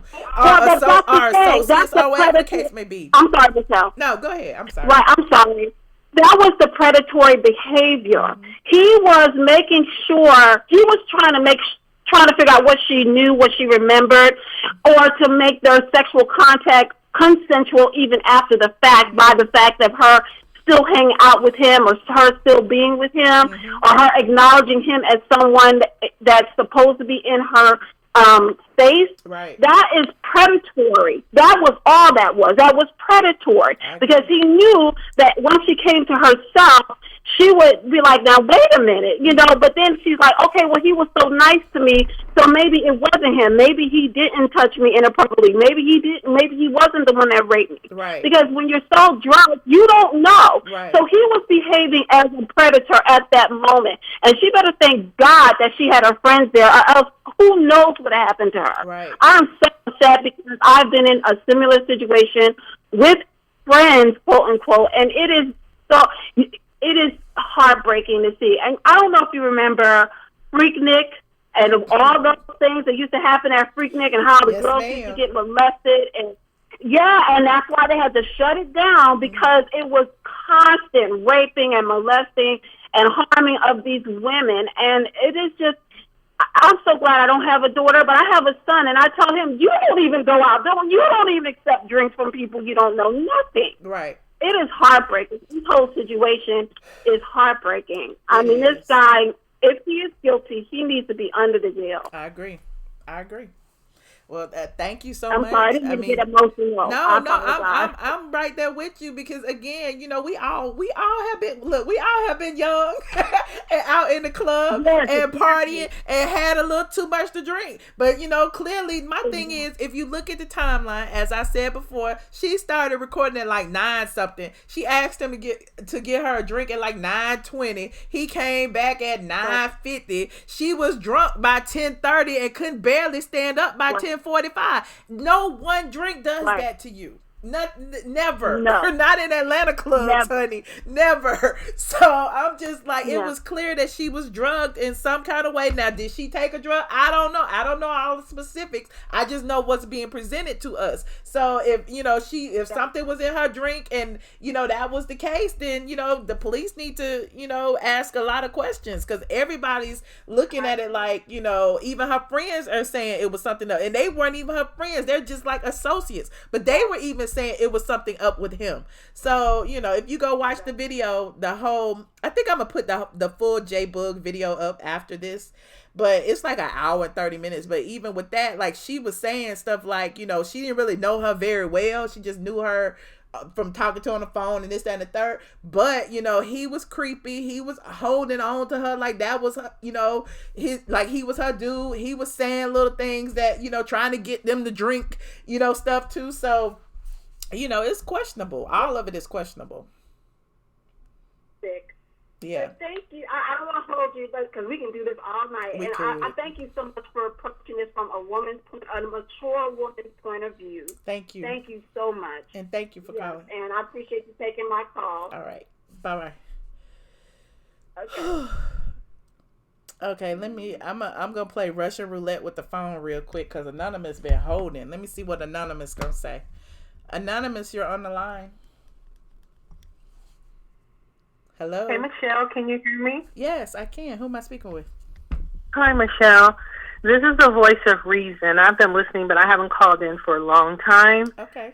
And listen, Michelle, I want you to know I'm so hurt over this situation. But I want to make 3 points clearly, and I'm going to get out of here, and I'm going to be really brief. Okay. Firstly, I want to say that you need to look for the entire video. There were several people who recorded that situation. Mm-hmm. And the video that you want to look for that will explain to you exactly what happened is there was a person who panned the entire thing. And when you see her bent over like that, mm-hmm. Another person filmed it, and you can see him unzip his pants. And then he spits on his hand. He didn't lick his hand. He spit on his hand. That's one thing. Uh-huh. Secondly, I guess he couldn't get up in there right, and she was becoming so limp.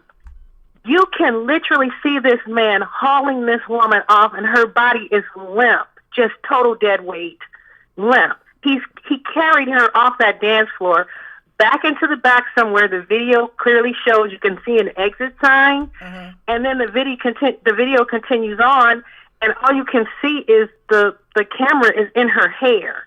But you can hear him trying to calm her down, and she's still saying, "Stop! No, this hurts." And he was calling her baby. Now, let me say this: the friends are trying to distance themselves from this because I heard the friend. I don't know their names, but one of the friends said that she felt the girl tapping her, but she didn't think anything of it. She said, plenty of people tap me when I'm out, and, you know, they may be trying to say hello or just anything, so she didn't think anything of it. The girl tapped her at least 3 times while that man had her bent over. Thirdly, I want to say this. I think more than one man raped her. I feel, and this is just a theory, that the guy that you see her that bent her over, he definitely raped her. But I think that there was more than one guy, because when you watch this other video, you can see that there's another guy filming it, and he's keeping her bent over. He's pushing her shoulder down when she tries to straighten herself up. Okay? Now, having said all that, here's what I want to say. I'm so disappointed in the people who are blaming this woman because she didn't have on any panties and she didn't have a bra on. But what I want to say, I'm disappointed in the women who are victim shaming, but I want to send this message to the men who are talking all that shit. These fuck niggas are savage out here, black woman. That's what you need to know. And you need to get this down in your spirit. Do not go for that, oh, well, I just thought they were together and all that kind of shit. No, don't think like that. You need to get your phone out, and while you're filming, you need to dial 911 when you see shit like this going on. Don't ask any questions. Let the police settle it. Let them sort this shit out. Yeah. Anybody can get it. That's what you fuck niggas need to know. I'm talking to these black men in the chat room talking about she didn't have on no panties. Why would she go to the club like that? Anybody can get it, nigga. That's what you need to know. Now that we see how savage you niggas are and how you will come to the aid of rapists, anybody can get it. I don't give a damn what you're going through in this culture. Okay? If you're going to be raping women at the club because they didn't have on any panties, anybody can get it. That's what you need to know. That's my message, and I hope every other woman takes this same stance. Anybody can get it. I agree. And I'm my upset, thing is Michelle. we I'm stand done. we stand for all the black men. Whenever an unarmed black man is shot, it's black women out there, you know, marching and protesting along with them. But when it's a black woman out there and something happens to her, where the black men at? Where they at? Where they at? She deserved it. She deserved it. She deserved to get her ass beat. She deserved to get punched by that white man, the little black girl the other week in Carolina. She deserved it. Everybody, like, we keep deserving to get beat up, fought, raped. Like, why can't we have some men on our side from once, instead of, you know, everybody always picking and prodding and going into our background and saying, you know, her husband said this, or, you know, they used to fight, or she a hoe, or she don't deserve it just because she decided, or she chose, or she willingly had sex with those men. She didn't willingly have sex in the middle of the club, from what I can tell. So I agree with you, Carla. I agree totally. And Michelle, listen, understand this. This is the other important thing I left out. One of the girls who were doing the interviews, who said that they were friends. Mm-hmm. Now she says, I didn't even know the girl. Mm-hmm. She said, these are her words. You all need to look for these videos. She said, I thought they were just having sex on the dance floor. And when she was tapping me, I didn't think anything of it. I'm trying to tell you, black woman, this is how some black women, let me calm down. This is how some black women and a lot of black men feel about you, black woman. Know that. This is how these people feel about you, and this is why people don't have a problem knocking an 11-year-old girl out. But I'm saying, you black women, you need to change this. Like I said, hashtag, anybody can get it. Okay? I don't care who it is. Hashtag. You fuck niggas are savage. Hashtag. Now get that, put that shit in your pipe and smoke it, nigga. Yeah, ain't nobody feeling sorry for you. You out here raping and pillaging, and then got the nerve to get on social media talking about, they out here with no panties on. These chicks out here hoeing, and then want to bring their brother up on charges. No, anybody can get it, nigga. That's what it is from now on. That's how we're living now. Know that. Thank you, Michelle. I'm hanging up. Thank you. All right, bye. Anybody can get it. Anybody can get it. Y'all see that? Anybody can get it. Caller 0040, you're on the line. Hi, Michelle. Hi, who am I speaking with? This is Bridget from Chicago. Hey, Bridget, how you doing? I'm good. How are you? I'm emotionally drained. I was just going to say, this topic right here is off the chain. Mm-hmm. So thank you for opening up the floor. But this whole thing can't get mad because I don't understand the mentality of people who think that somebody deserves something. Whether you have underwear on or not. How do you know if you ain't raising her dress up? How do you know she got something on or not? And it's always the black woman. How many other races walk around with no underwear on? But you ain't going to see no black man hurry up and run up on them and try to do the same thing because you know the consequences are going to be greater. She did not deserve that. He should not have gotten that. And sharing with everybody, social media has so up in the clouds that you can't tell what's real and what's fake. Right. What does it take for you to say something may be going, that ain't normal? Or I thought they were just having sex. Is that something that's normal now, that you just have sex on the bed in the open? But then my heart goes out to that young lady for the simple fact, it has to be devastating. Mm-hmm. Devastating for, number one, you were on live, you were on your own live, or your own people, whoever watch you. But now the entire country has seen your video viral all over the world.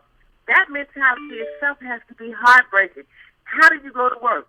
If you got kids, how do your kids look at you? How do your family look at you? Your husband talking crazy, then he comes back and he retracts the story. Mm-hmm. Nobody deserves that, under no conditions. Right. She went out to have a good time, and if what they say is true, okay, they were having bad times or whatever. How many of us go through bad times or go through a breakup or whatever, and you go to the club to have a good time. Right. Whether those were her friends, everybody got some internet friends. Okay, so yeah, we're going to be in the same city. Let's hook up. Mm-hmm. So they hook up or whatever. You go and you hang out. And she, like you say, she got there early because she wanted to get there, to be by the stage or whatever. If you look at all those videos, she was filming herself, having a good time by herself at first. Hey, whatever. But the bottom line is, how many niggas, let me buy you a drink. The thing about him is he stays stuck to her like glue. His story wasn't adding up 1 minute to, he bought her a drink, made sure she drank it. Here, right. Don't waste your drink. Keep drinking your drink. Exactly. Yeah, and then you want to offer it to her friends, and then when they tell you they don't drink, you tripping. Mm-hmm. So what was you gonna do to them? You right. gonna slip some more pills in there? Right. So the thing about it, we as women, we have to be, more aware of what's going on in this day and time. And I think this will wake a lot of people up. It will. People are warped in the mind. People are crazy. Right. It doesn't make sense, but the biggest thing for me is no man has the right. First of all, ill intentions is ill intentions. Mm-hmm. If he was just there to have a good time as well, like you say, he go out by himself a lot, why you got pills on you that you go slip in somebody else's drink that you offered to buy a drink? If you didn't have ill intentions, why something floating around in her drink? Why now all of a sudden, 20, 30, 40 minutes go by, she's slumped over? That's what a date rape drug does. It debilitates you. Right. She can't do anything. Right. So that's why she slumped over and trying to get her mind. I mean, she was just helpless. Right. And saying, help me. Everybody's feeling her, but ain't nobody paying attention to what she's really going through.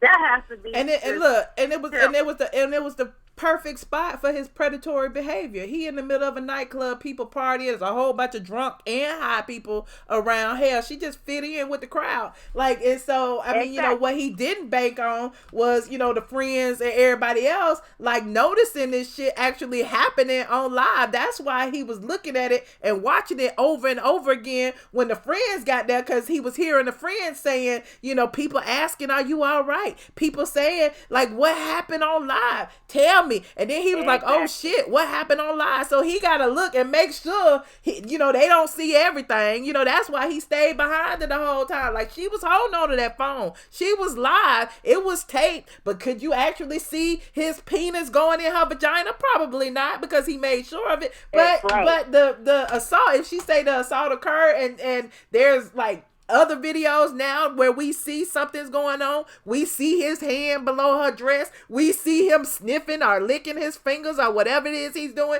that he said from his own lips that he did not do. We see it now in other videos. Then now you start to second guess all these people who are doubting, saying, well, maybe, something did happen. No. Oh, maybe I jumped the gun a little too fast. I mean, you can clearly see in some of the videos she coming in and out of consciousness. 1 minute she happy, next minute she slumped over, next minute she rapping, next minute she drunk again. She was drugged. And so people are like, well, she was rapping. There wasn't nothing wrong with her. She was drugged. She was probably trying her best to stay conscious, but couldn't. So she was trying to fight it.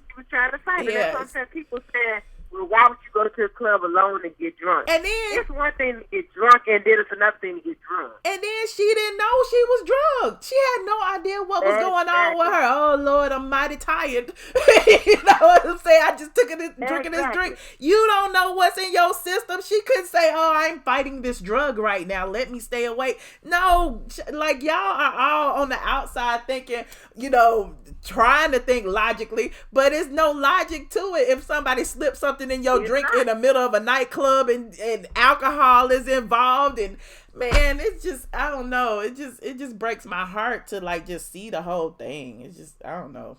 And go back to what she said, Michelle. What did she say? She said, "Give me something sweet with vodka." So you could tell she ain't no drunk. Yeah. She said, "Give me something sweet with vodka." And she even said she normally don't drink or something. She said something to him like that. I normally don't drink or something. Just give me something to drink with vodka, sweet with vodka or whatever. And so it's but she's toe down to the flow down, can barely stand up in 20, 30 minutes. That's not no regular drink. I don't care even if you don't drink. That ain't no regular drink. That's what his. And so people just need to get off of, shaming the victim. And, because I know for a fact I'm a victim myself.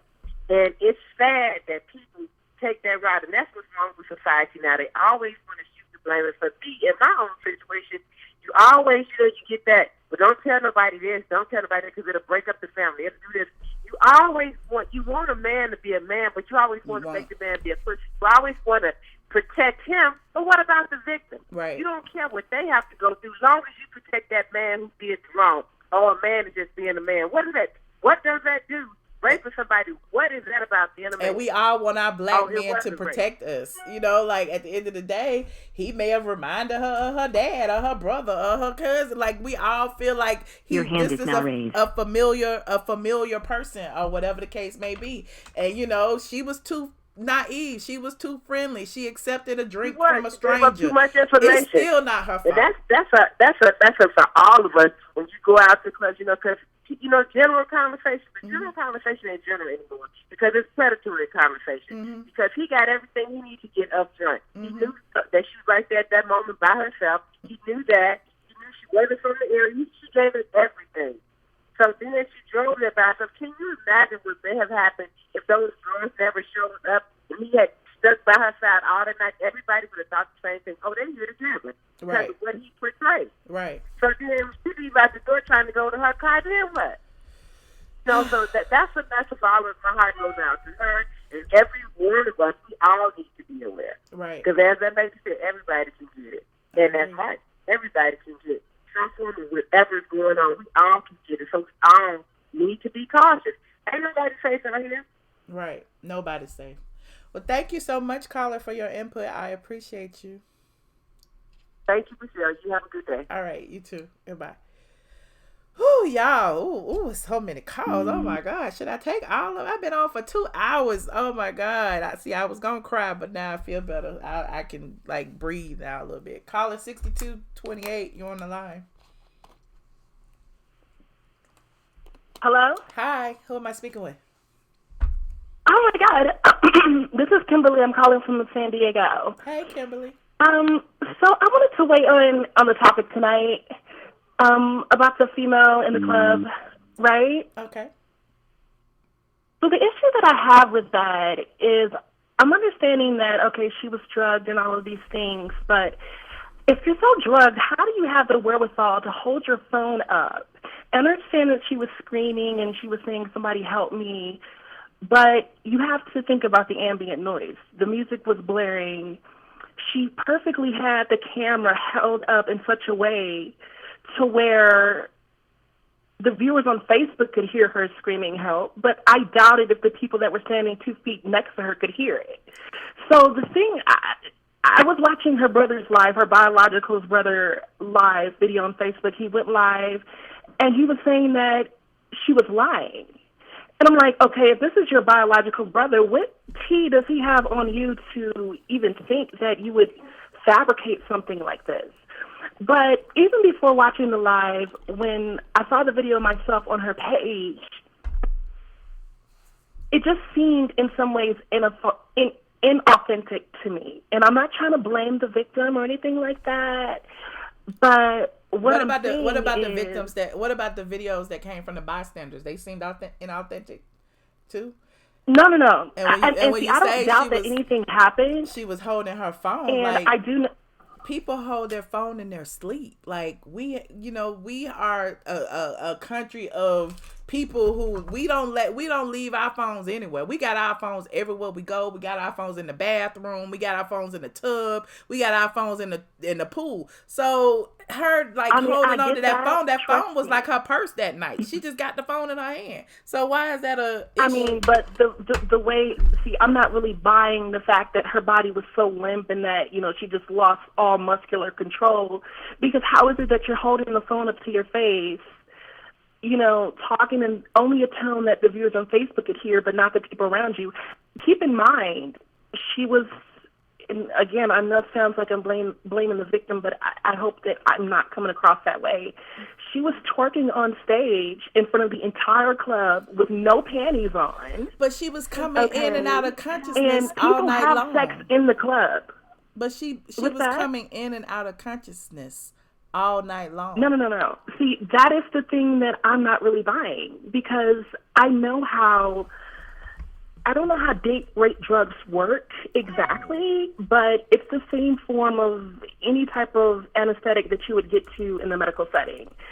You understand what I mean? Mm-hmm. And if she was so drugged, how could she hold the phone up to her face? It was in perfect position. She was in the selfie mode. I don't know if she was that drugged. But I guess those types of questions. People have sex in the club all the time. I've seen it with my own two eyes. So I think that, you know, maybe she's doing this to gain notoriety or fame. You know, I wouldn't put it past people in this day and age. People do things like that to get attention. And her own biological brother said that she was lying. So let's just say, to play devil's advocate, let's just say she's lying, and this is all a scheme set up by Todd to come up with the bullshit. So what would she gain from lying about being raped in the club? What would she gain from? Well, see, go ahead. Notoriety. People do things for fame all the time. And see, I just think that it's important that we listen to all of the facts, both sides. What the guy says, what her brother has to say, what she has to say. People do things why we care what? Why do we care? Here's the thing. No. This is what I want. Why do we care what her brother has to say about this? Was the brother there? So why are we listening to the brother? Her brother knows her, and it's like, why would he get on his Facebook Live and say that she's lying? Maybe the brother wants clout and fame and wants a little piece of this viral situation. The brother wasn't even around, so who gives a crap what the brother says about the situation? Who gives a damn what the husband says about it? Who gives a damn about what anybody says who wasn't right there? I mean, I get it, but I understand that the video may be shocking for some, but people have sex in the club all the time. So I don't think that, you know, people should be so thrown off by that. Yes, it was, you know, graphic to see on Facebook, but it happens all the time. And another thing, we have to look more into her story, you know, because I'm not into throwing innocent black people under the bus. I'm not into victim shaming. Isn't she black too? Yeah. So you're not into throwing innocent black people under the bus, but you're cool with dragging this innocent, potentially innocent black woman. Judgment. I just don't want to rush to judgment. That's all I'm saying. Okay. And I'm not buying the fact that she was raped. Okay. Because she's an actress. Oh, okay. Well, and it was poor acting. The Oscars are right around the corner. This whore was not nominated. And that's why she's really mad. And she's trying to pin this black brother, and I really don't appreciate it. All righty. But, that's all I wanted to say. But you're trying to pin this black woman. I'm okay. I'm not trying to pin her. What I'm saying is that something about her is really fishy. But why can't we take her story as fact? Why can't we, for once, support black women? Why do we always have to question, ping and prod into somebody's history, listen to their brother, daddy, sister, cousin, mama, instead of listening to them? If she says it happened, if she's gone to police and gave her story, she's been online and said a lot of the things aren't true, she didn't know the person, like, why can't we just take her word as fact? Why do we have to question it? But what about his word? What about it? We heard it. She could have been, I mean, see, they were dancing on each other the whole night. She did not have any panties on because she was on stage twerking the whole club. So when you don't wear panties, if you wake up one morning and you decide not to wear panties, that means some dude can, like, stick his penis inside you at the grocery store when you bend over? Who's to say that she wasn't groping him? Who's to say you weren't groping the damn produce man when you bent over to pick up them apples? Like, I'm just saying, in general, like, why would you put the blame on her simply because she's not wearing underwear? Well, I'm not trying to put the blame on her. All I'm saying is that we should get all of the facts out there. And here's the thing. I'm going to be honest in this moment. I'm 900 pounds. I wish somebody would come rape me. Thank you. Good night. I love you, Rob. Bye. I knew it was coming. I just didn't know when. I knew it was coming. Caller 0531, you're on the line. Hi, Michelle. This is Sandy's 2 cents. Hi. Who am I speaking with? Hi. I'm sorry, I couldn't hear you. Sandy's 2 cents. Hi, Sandy. Hi. Okay. Whew, lot going on. It is. Yeah. I just want to say, I have been a supporter.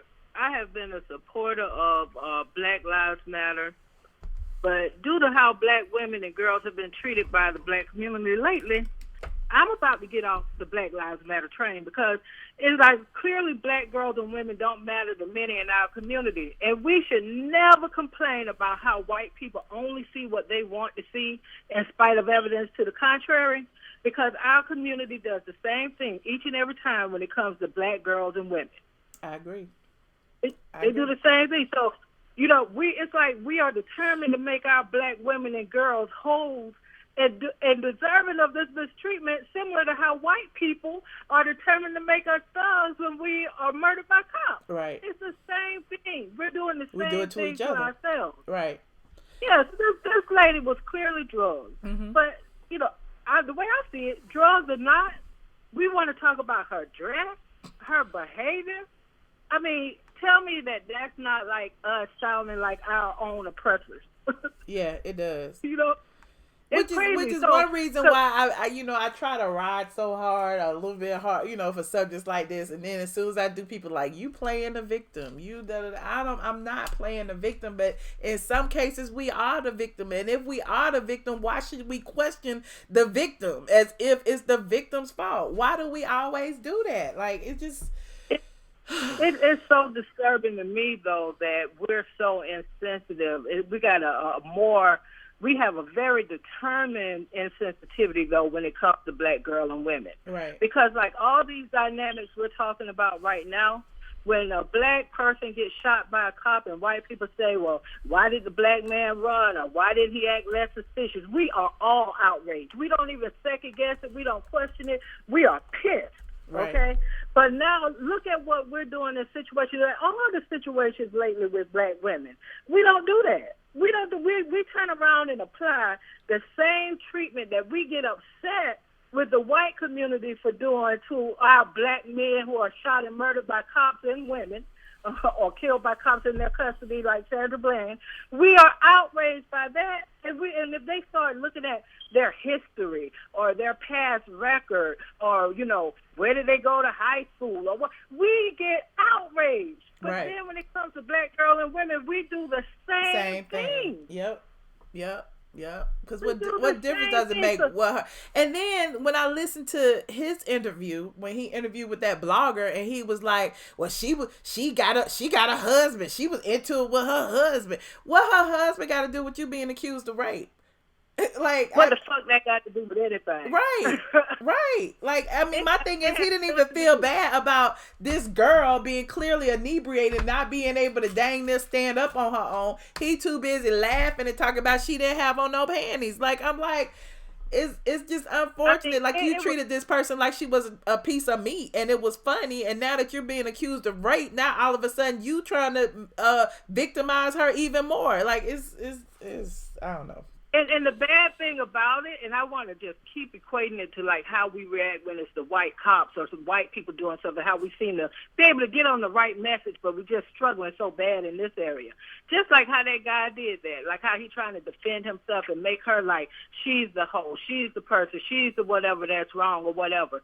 They do the exact same thing to us, and we see it clearly, and we can call it out for what it is, and especially when there's videotape. Right. Anybody watching this videotape should not be blind to what's going on. So we really need to figure out what has happened to our community, why we are being our own oppressors, why we look at videotape footage of Black women being hit and abused and raped. And we are so eager to find ways to make the Black woman or the Black girl at fault. Right. We need to really figure it out because something has happened in our community. And, you know, and I'm very active in a lot of things, you know, especially politics. But I'm going to tell you, I'm worried far less about the deplorable Trump supporters and worried more about the deplorable people in my own community because we have lost any sense of decency. We have lost it. I agree. You know, too many of us right now, we're fucked up and we need to fix it because we have become our own oppressor. I mean, we've been beat down so much by others that we've ingrained this form of self-hate amongst each other. It's like we hate ourselves so much, we gonna hate everybody else that look like us. So and it's just unfortunate. And I keep talking about it. And sometimes I don't know how to verbalize it because it's so much in my head that just want to come out. But I don't know. It just makes me want to scream a lot of days. Well, you know, I want to encourage you, Michelle, to keep on doing what you're doing on these topics and how you defend black women. I've been watching you for a while through all the drama. We'll just leave that there. Through all the drama. But your position to me has always been solid in defense of black women, even when you have to take a stand that, unfortunately, it seems to be unpopular. Even like with the R. Kelly stuff. Yeah. You know, it's so frustrating to you have to take an unpopular stance to fight on behalf of black women and girls because our community is finding some kind of way to make the black woman at fault. Always. Always. It's always our fault. Yeah, but they're fine with us being big mama and getting diabetes and falling on the sword and dying for everybody else in the family and carrying the banter and fighting for our men. You know, we got a list, honey. We got a whole list of child. Yes, keep going. They're fine with all of that. Until it's us that requires some form of support. Then it's crickets. Where the support at? Where is the support? And you know, and you think about our loyalty to our culture, right? Because the bottom line is, as much as I am angry and frustrated by all of the recent events with black women and girls, I'm still sensitive about my black men. Right. I still care about my black men. Right. But I am looking at them side eye, and I don't want to say all, because it's not all black men. But I am looking, and not only black men, because look at the sisters doing the talking. We do it to each other. Yes, we do it to each other. You're right. Yeah. Oh, anyway, just thank you for letting me vent. No, thank you for your input. My thing is, you know, it's all about the conversation, and hopefully the conversation will spark some sort of change at some point, you know, but at least, you know, we start to hear it, we start to say how we feel, and people will finally start to understand and see it. So I hope so, Michelle. I really hope so. And you know, we look at the situation where some people say, well, you know, once I have a daughter, like, I'm gonna just say this and I'll get off the phone because I know you got a lot of callers. But like in the R. Kelly situation, where there were some entertainers who said, well, you know, now I see it differently because I have a daughter. Well, hell, you didn't have a mama. You had a mama, you had a sister, you had a girlfriend, you had women all around you in your family. Yes, you're right. You're right. You know, so something's really wrong in our community, and we need to fix it because we already got too much we're up against to be doing this within our community. Right. And without the black woman, there will never be another black man. So never. They don't know. They don't see that though. They just want to eliminate us. They, you know, it is what it is, honey. We disappear. Where y'all gonna go? Well, look. Clearly, Kanye ain't the only one in the sunken place. Well, there you have it. Well, thank you so much. I appreciate your input. Black Girl Magic. Thank you. All right. Bye. I'm taking the rest of these calls. Don't nobody call in. Juno, you should have called in. I have 3 more calls to take. You know, I've been on the line 2 hours. Y'all know how I feel about these. I took a whole hour's worth of phone calls today because I wanted to hear from each and every one of y'all. And I'm gonna keep going. Caller 4580, you are on the line. Hey, Michelle. Hi. Who am I speaking with? Hey. It's Kim Lynn from Chi-Town. How you doing, sister? I'm wonderful. How are you? Good. Well, not so good. Hearing this, having to talk about this story is just absolutely horrible. is, and I wanted to Yeah. talk about it because I'm hoping that bringing some type of awareness to it will hopefully lead to justice for somebody. If not him, if not her, him. One person, somebody was in the wrong in this situation. You know, her. If I think she was raped from what I saw. But yeah, I just hope that Jasmine gets the justice that she deserves, one way or the other. Right. Well, I just wanted to say this real quick. I wanted to say I think a lot of people are kind of all over the place about rape. First of all, one thing people need to be real clear about is that rape, it has nothing to do with sex. It has everything to do with when that person is a predator like this dude, who I believe he is. It was calculated, it was premeditated, and he came in there on a mission to do what he had to do, and it has everything to do with power and control. And so when somebody, I don't care if she was dressed like a nun up in the club, when somebody is a rapist, they don't care anything about what a person has on. It has nothing to do with that. Right. It has nothing to do with where you are. The bottom line is that person is on a mission to have some power and control over a victim when they go and attack. So people need to really be aware it has nothing to do with sex. It has nothing to do with clothes. It has nothing to do with anything else but the fact that person is a predator and that person is coming in to do damage. So we got to be real careful and be real clear about when somebody rapes somebody that it has nothing to do with being sexual at all. So people need to really look that up and look into that. Right. Because I think some people are, the people who are talking about whether she had panties on or not, or this, that, and the third, it has nothing to do with that. Right. So get it really clear about what he was doing and what his mission was. And if he hadn't accomplished, I mean, I've seen only like 2 different tapes. So I haven't seen all of them, but like from what I could see now, from what like a lot of other people, this dude was there to come in, whether it would have been her or if he had gotten to somebody else. Right. It was just like who was an easy victim, who was an easy target. Right. And that's what he was doing. But it has nothing to do with sex. It has to do with that he got power and control, and that turned him on to be in the middle of a club to do something like that, around all those people, around all that noise. And I don't care the other person that called in that was from California saying people have sex in the club all the time. It has nothing to do with people having sex in the club all the time. That person came to be violent. Right. A rapist is a violent person. That's violence. And people need to understand what that is. Don't get it twisted. I agree. That's what I want to make sure I say. Okay? Well, thank you for pointing all that out. I appreciate you, caller. Okay. Well, this is Kim Lynn. You know I'm team A-Squad. Thank you so much. I appreciate you. Okay, I appreciate you too, and thanks for having us to talk about it. All right, thank you. Bye-bye. Okay, you're welcome. Bye. I want to thank, I can't even see, Kim and Bridger Hill and BC for the super chats. Thank you so much. I appreciate you. I know that you didn't have to, and I appreciate that you did. Caller 0785. You are on the line. Hi. Turn your computer Hi, down. Michelle. Hey, turn your computer down. Yeah, I'm getting the phone away from my mouth too. Okay. I got a big mouth. I'm calling all the way from Mississippi. This is Charlotte. Hey, Charlotte from the SIP, Mississippi. Yeah. Yay. Mississippi. My mom's over there. I got my husband sitting here. Yeah, Mississippian. I got my husband sitting here with me watching your show. Hey, hubby. Of course, I watch you all the time. Thank you. Hey, hubby. Anyway, look, I saw the video for the first time a couple of days. Well, yesterday, and I'm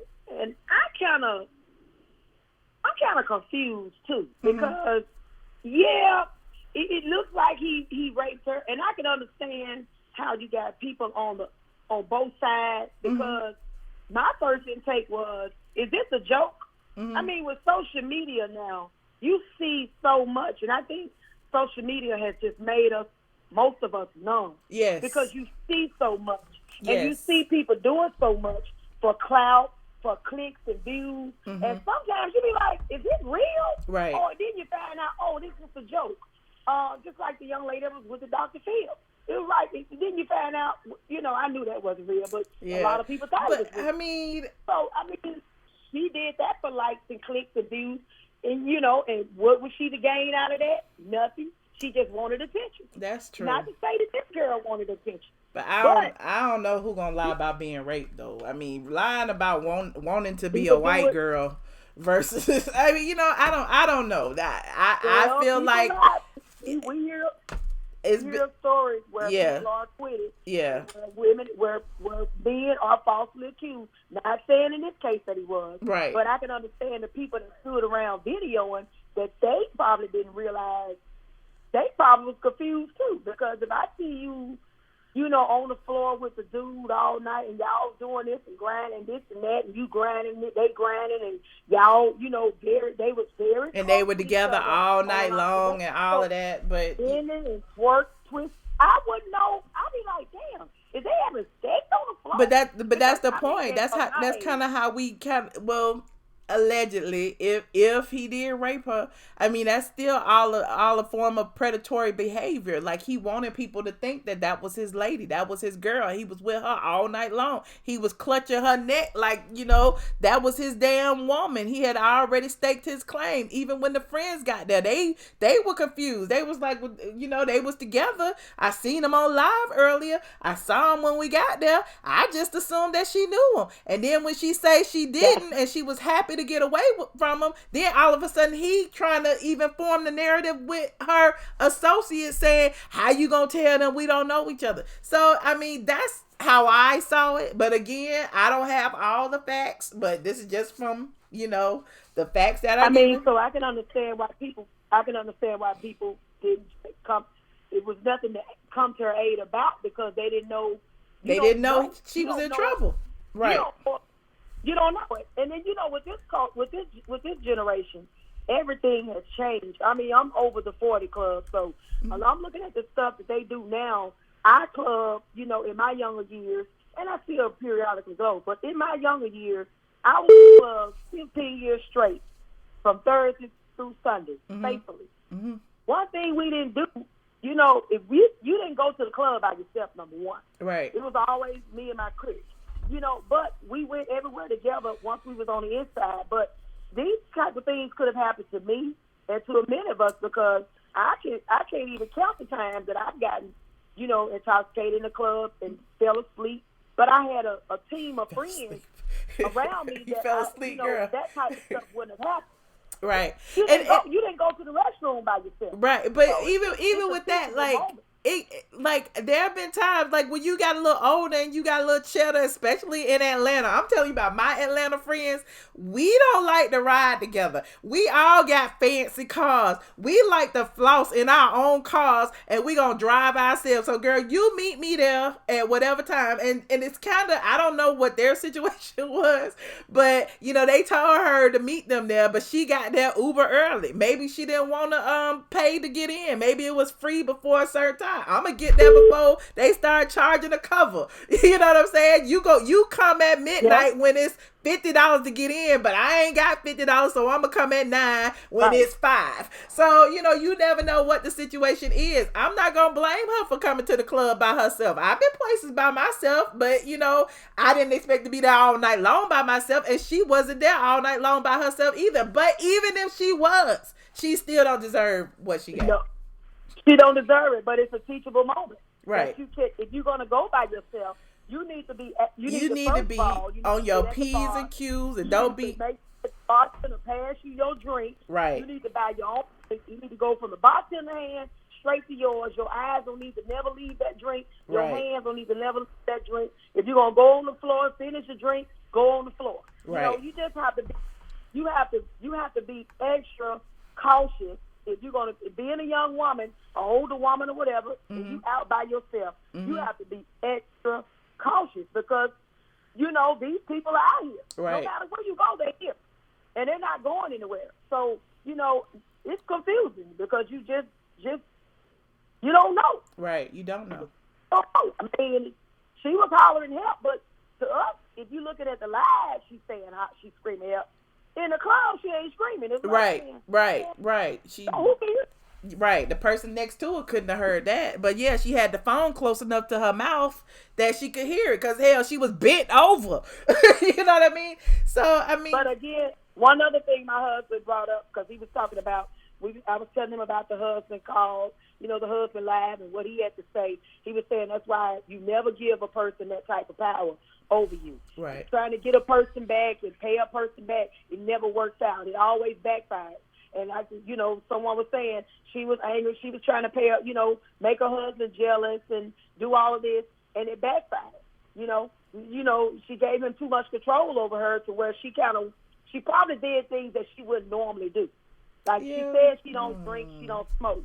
So she wanted to turn up. She probably was stressing and dealing with the stuff, and just decided, I'm just gonna get loose tonight. I'm gonna drink. I'm gonna turn up. I'm gonna make this nigga mad. I'm finna do this, do that. I'm finna make him jealous. But it don't you have to be careful with that. We do have to be careful. But I mean, even with that, like these men out there need to be, held accountable as well, because just because there's a lonely looking woman out there who, like that don't mean she should be taken advantage of. We need to start teaching our sons, to be more on guard too, because at the end of the day, this situation can ruin both of their lives, not just hers, his too. If he's, caught up and if he did do it, he gets charged, or if he didn't do it and he gets charged, his life is ruined. He was on live on the interview saying that, he has, a son or children and this, that, and the third. But, at the end of the day, like, your actions too are a little sketchy. So, I mean, everybody should they like lies. Mm-hmm. They letting their head, control them. And a lot of them doing drugs themselves. A lot of them popping X and all this before they get to the club. Right. So the question is, was he on drugs? Right. And he popped anything? Was he in his right mind? And so, we just dealing with a screwed up generation in society right now. And these cats ain't thinking with a brain. They just thinking, hey, if there's an opportunity, well, if it's in the parking lot of a barbershop, in the parking lot of they don't care. Right. There's no limitation no more. And that's what it is. But anyway, y'all enjoy. We'll keep watching. Well, thank you so much. I want to make another call. Okay. Thanks. Bye.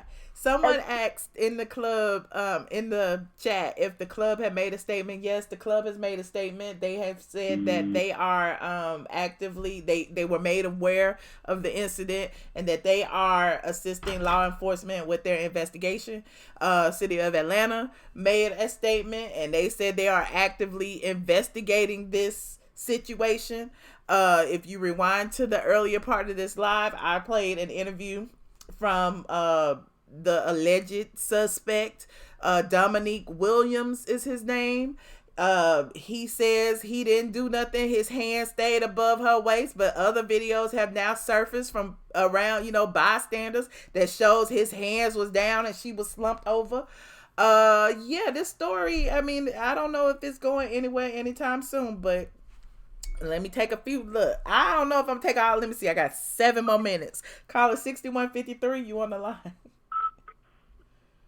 Hi. Who am I speaking with? Monica from Houston. Hey, Monica. Hi, Michelle. What you think about this? I'm a registered nurse. Okay. And with regarding the drugs, everybody knows that everybody reacts differently to drugs, and you don't even know you have an allergy unless you have a reaction to a drug. Eggs, fish, it doesn't matter.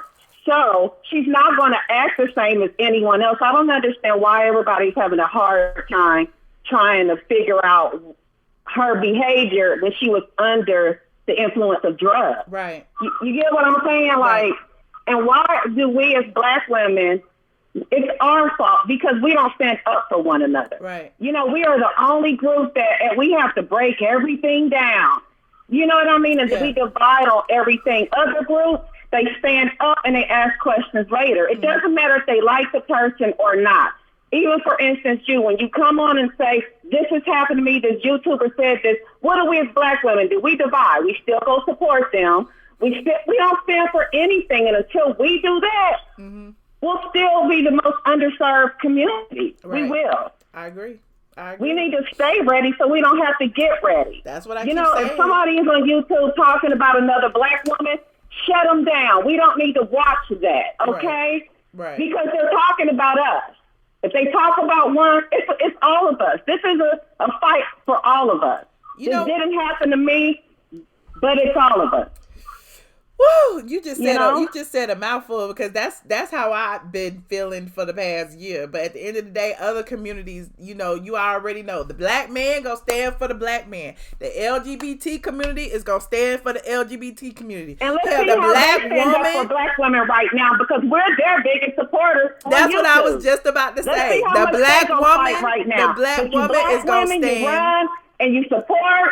And you allow, and you even join them and engage them on talking about another black woman. We should be ashamed of ourselves.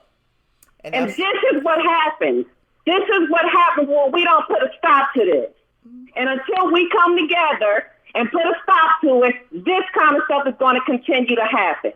If somebody's trying to act like that, stop buying their damn product. Okay? Let's stop it. Let's stop it. Let's not watch their videos and give them the views. Let's stop it. All righty. We act like we have no discipline. No discipline. Why are we breaking down? The girl said she was what we saw what happened. Anybody can get it from any community. And I'm tired of it. I done got myself upset. Don't get upset. And you keep doing what you're doing. Thank you. I see you. Thank you so much. And I'm with you. I appreciate you. God bless you. God bless Good night. You. Good night. Woo, y'all. Woo. Man, what y'all said, and what I was about to say, I wanted to let the caller finish, but I was just about to say the gay community, supports each other. LGBT community, as the LGBTQ community supports each other, all of the alphabets. The black men support each other. The alpha males and all of that support each other. But where the black women at? Where the black women? We support all of them, but do we support each other? That's all I ask a lot of times. We have so many issues within our own communities. We can't stand this black woman because she look like this, or we can't stand this black woman because she say that, so this, that, and the third. So if the gay community gonna drag her, if black men gonna drag her, we gonna go over there and drag them right along with. Anyway, I just try to bring awareness to some things, and hopefully a conversation will spark change. Caller 6228. We on the line. Michelle? Hi. Who am I speaking with? The caller from Louisiana, the caller before this last caller, made so much sense. Okay. And she echoed what I said earlier when I called. This is me again. A lot of people were taking what I was saying as comedy, but she really gave an insightful perspective as to an alternative of what could have happened. And I'm so happy that she called in, and she was quite more mature, obviously, than I was when I brought that point in. So I just wanted to call and say that, people, take me as a joke, because I am a larger woman. You have a right to your opinion. Stand up for the BBW. What's that? You have a right to your opinion. Yes, and I just think people should stand up for BBWs. I am in that category, and people don't take me seriously. But when the Louisiana lady called in, she was much older. I can tell that she was easily in her hundreds because her voice was cracking a lot. But whatever. She was amazing in her delivery, and I just wanted to say that. All right. And thank you so much. Michelle, yes, you are amazing. Thank you. Your show, this show was litty tonight. All righty. Do you have any men in Atlanta for me, or? Clearly we don't have any men right now. We're at a shortage of good men at the moment, but hopefully after the Super Bowl we're gonna. Can you send me that one that was in the club? Because I need somebody to handle me rough. Goodbye. Okay. I knew it was coming. Caller 0227. You are the last caller on the line. Well, surprise, it's me again. I called in on my second phone. So, back to the men. Do you have a man there, or? I'm really being trolled today. Is this really happening? I appreciate the comic relief. No joke. I love you so much. No joke. I appreciate the comic relief because this show was really heavy. But yes, it was. But I appreciate you for calling, and I appreciate you for taking us out, honey. I really do. Thank you. What's your name again? Okay, girl. What's your name again? Huh? What's your name again? My name? Yes. Bethany. Well, Bethany, it was such a pleasure hearing from you. I appreciate you. Yes. And love all of your curves, every inch of them. Oh, thank you so much. Well, unfortunately, I don't have a lot of curves in the back. My booty is the same shape as my back, completely flat, Walmart sheet cake. But the men love it. I have no problem stealing people's husbands. Thank you. I love you, girl. All right, love you Good night. too. Bye. Y'all be doing the most. Child, y'all be doing the most. I do have patience. I just like to hear people talk, apparently. Juno, what's up, Juno? Thank you guys for my super chats today. I appreciate you guys. Thank you guys for listening to me and not calling me a victim. And thank you for, almost stopping me cry. Because when I tell you this particular topic, it really kind of made me feel some kind of way. It triggered something. Like, I haven't been raped in the club, but I have been drugged. I have been through, situations that were, questionable as a black woman. And thank God it didn't get to the point where somebody said it was my fault. You know what I mean? And so when I see, things like this happening, I see myself in some of these people. And some of these women, and some of these little black girls, and that black girl that got socked in the face. I see myself in that. I used to hang out at the mall all the time. We used to be at Greenbrier all the damn time, me and my friends. We wasn't no mob. Just because it's a white man around a pack of little black girls, it mean was a mob and she deserved to be socked in the face. The McDonald's worker, that white man who jacked her up over a straw and she had to sock him in the nose. Just the other day, I was at Lennox. I pulled my Porsche to a parking space because I thought this car was coming out. I didn't know they was backing up to go in. He gonna get out his car and come beating on my window like he gonna beat me up or something. White man, of course. Security handled him though. Security handled him. They shooed him away, honey. They shoot him away. But, that being said, I just see myself in a lot of these situations, and it could be any one of us. And so I just want, some of you to think sometimes before you start blaming the victim, before you start slut shaming these women, before you saying she shouldn't been in the club accepting drinks from strange men. Everybody is a stranger. Everybody is a stranger. We all go to the club. We all drink drinks. Free drinks is why we go to the club. Shit. Now we gotta start being on our just awareness to what's in our drink. We gotta look at the bottom of the cup and around. Come on now, y'all. It is not nobody's fault just because they accepted a free drink. But with that being said, if you haven't already liked this video, subscribe to my channel. Visit straightfromtheA.com for the full story. I put the link is in the down in the comment section. Also, let me know what you think. I know this video was longer than normal. I always cut it at an hour. We took it to an hour and 2 hours and 34 minutes tonight. So, if we didn't, capture your opinion in this video, please don't hesitate to leave it in the comment section. Let me know if you got some more additional information about Miss what's her name, Jasmine, and Mr. Dominique, and what happened to, what the brother has said and what the husband has said and what the friends have said. Leave it in the comments, because I can't, look, all these social media pages get, it's redundant. I just know what I saw on the rape video, honey. And the love in the club, that was not no love in the club. That was rape in the club. And I said it. I saw it. That's what I saw. Now, if it wasn't, we'll hear about it. But good night, squad. I appreciate you guys. Thank you, Sexy Sky Dial, RoboPlo, all of y'all. I'm out, honey. I am out. It is time to go. Good night, y'all.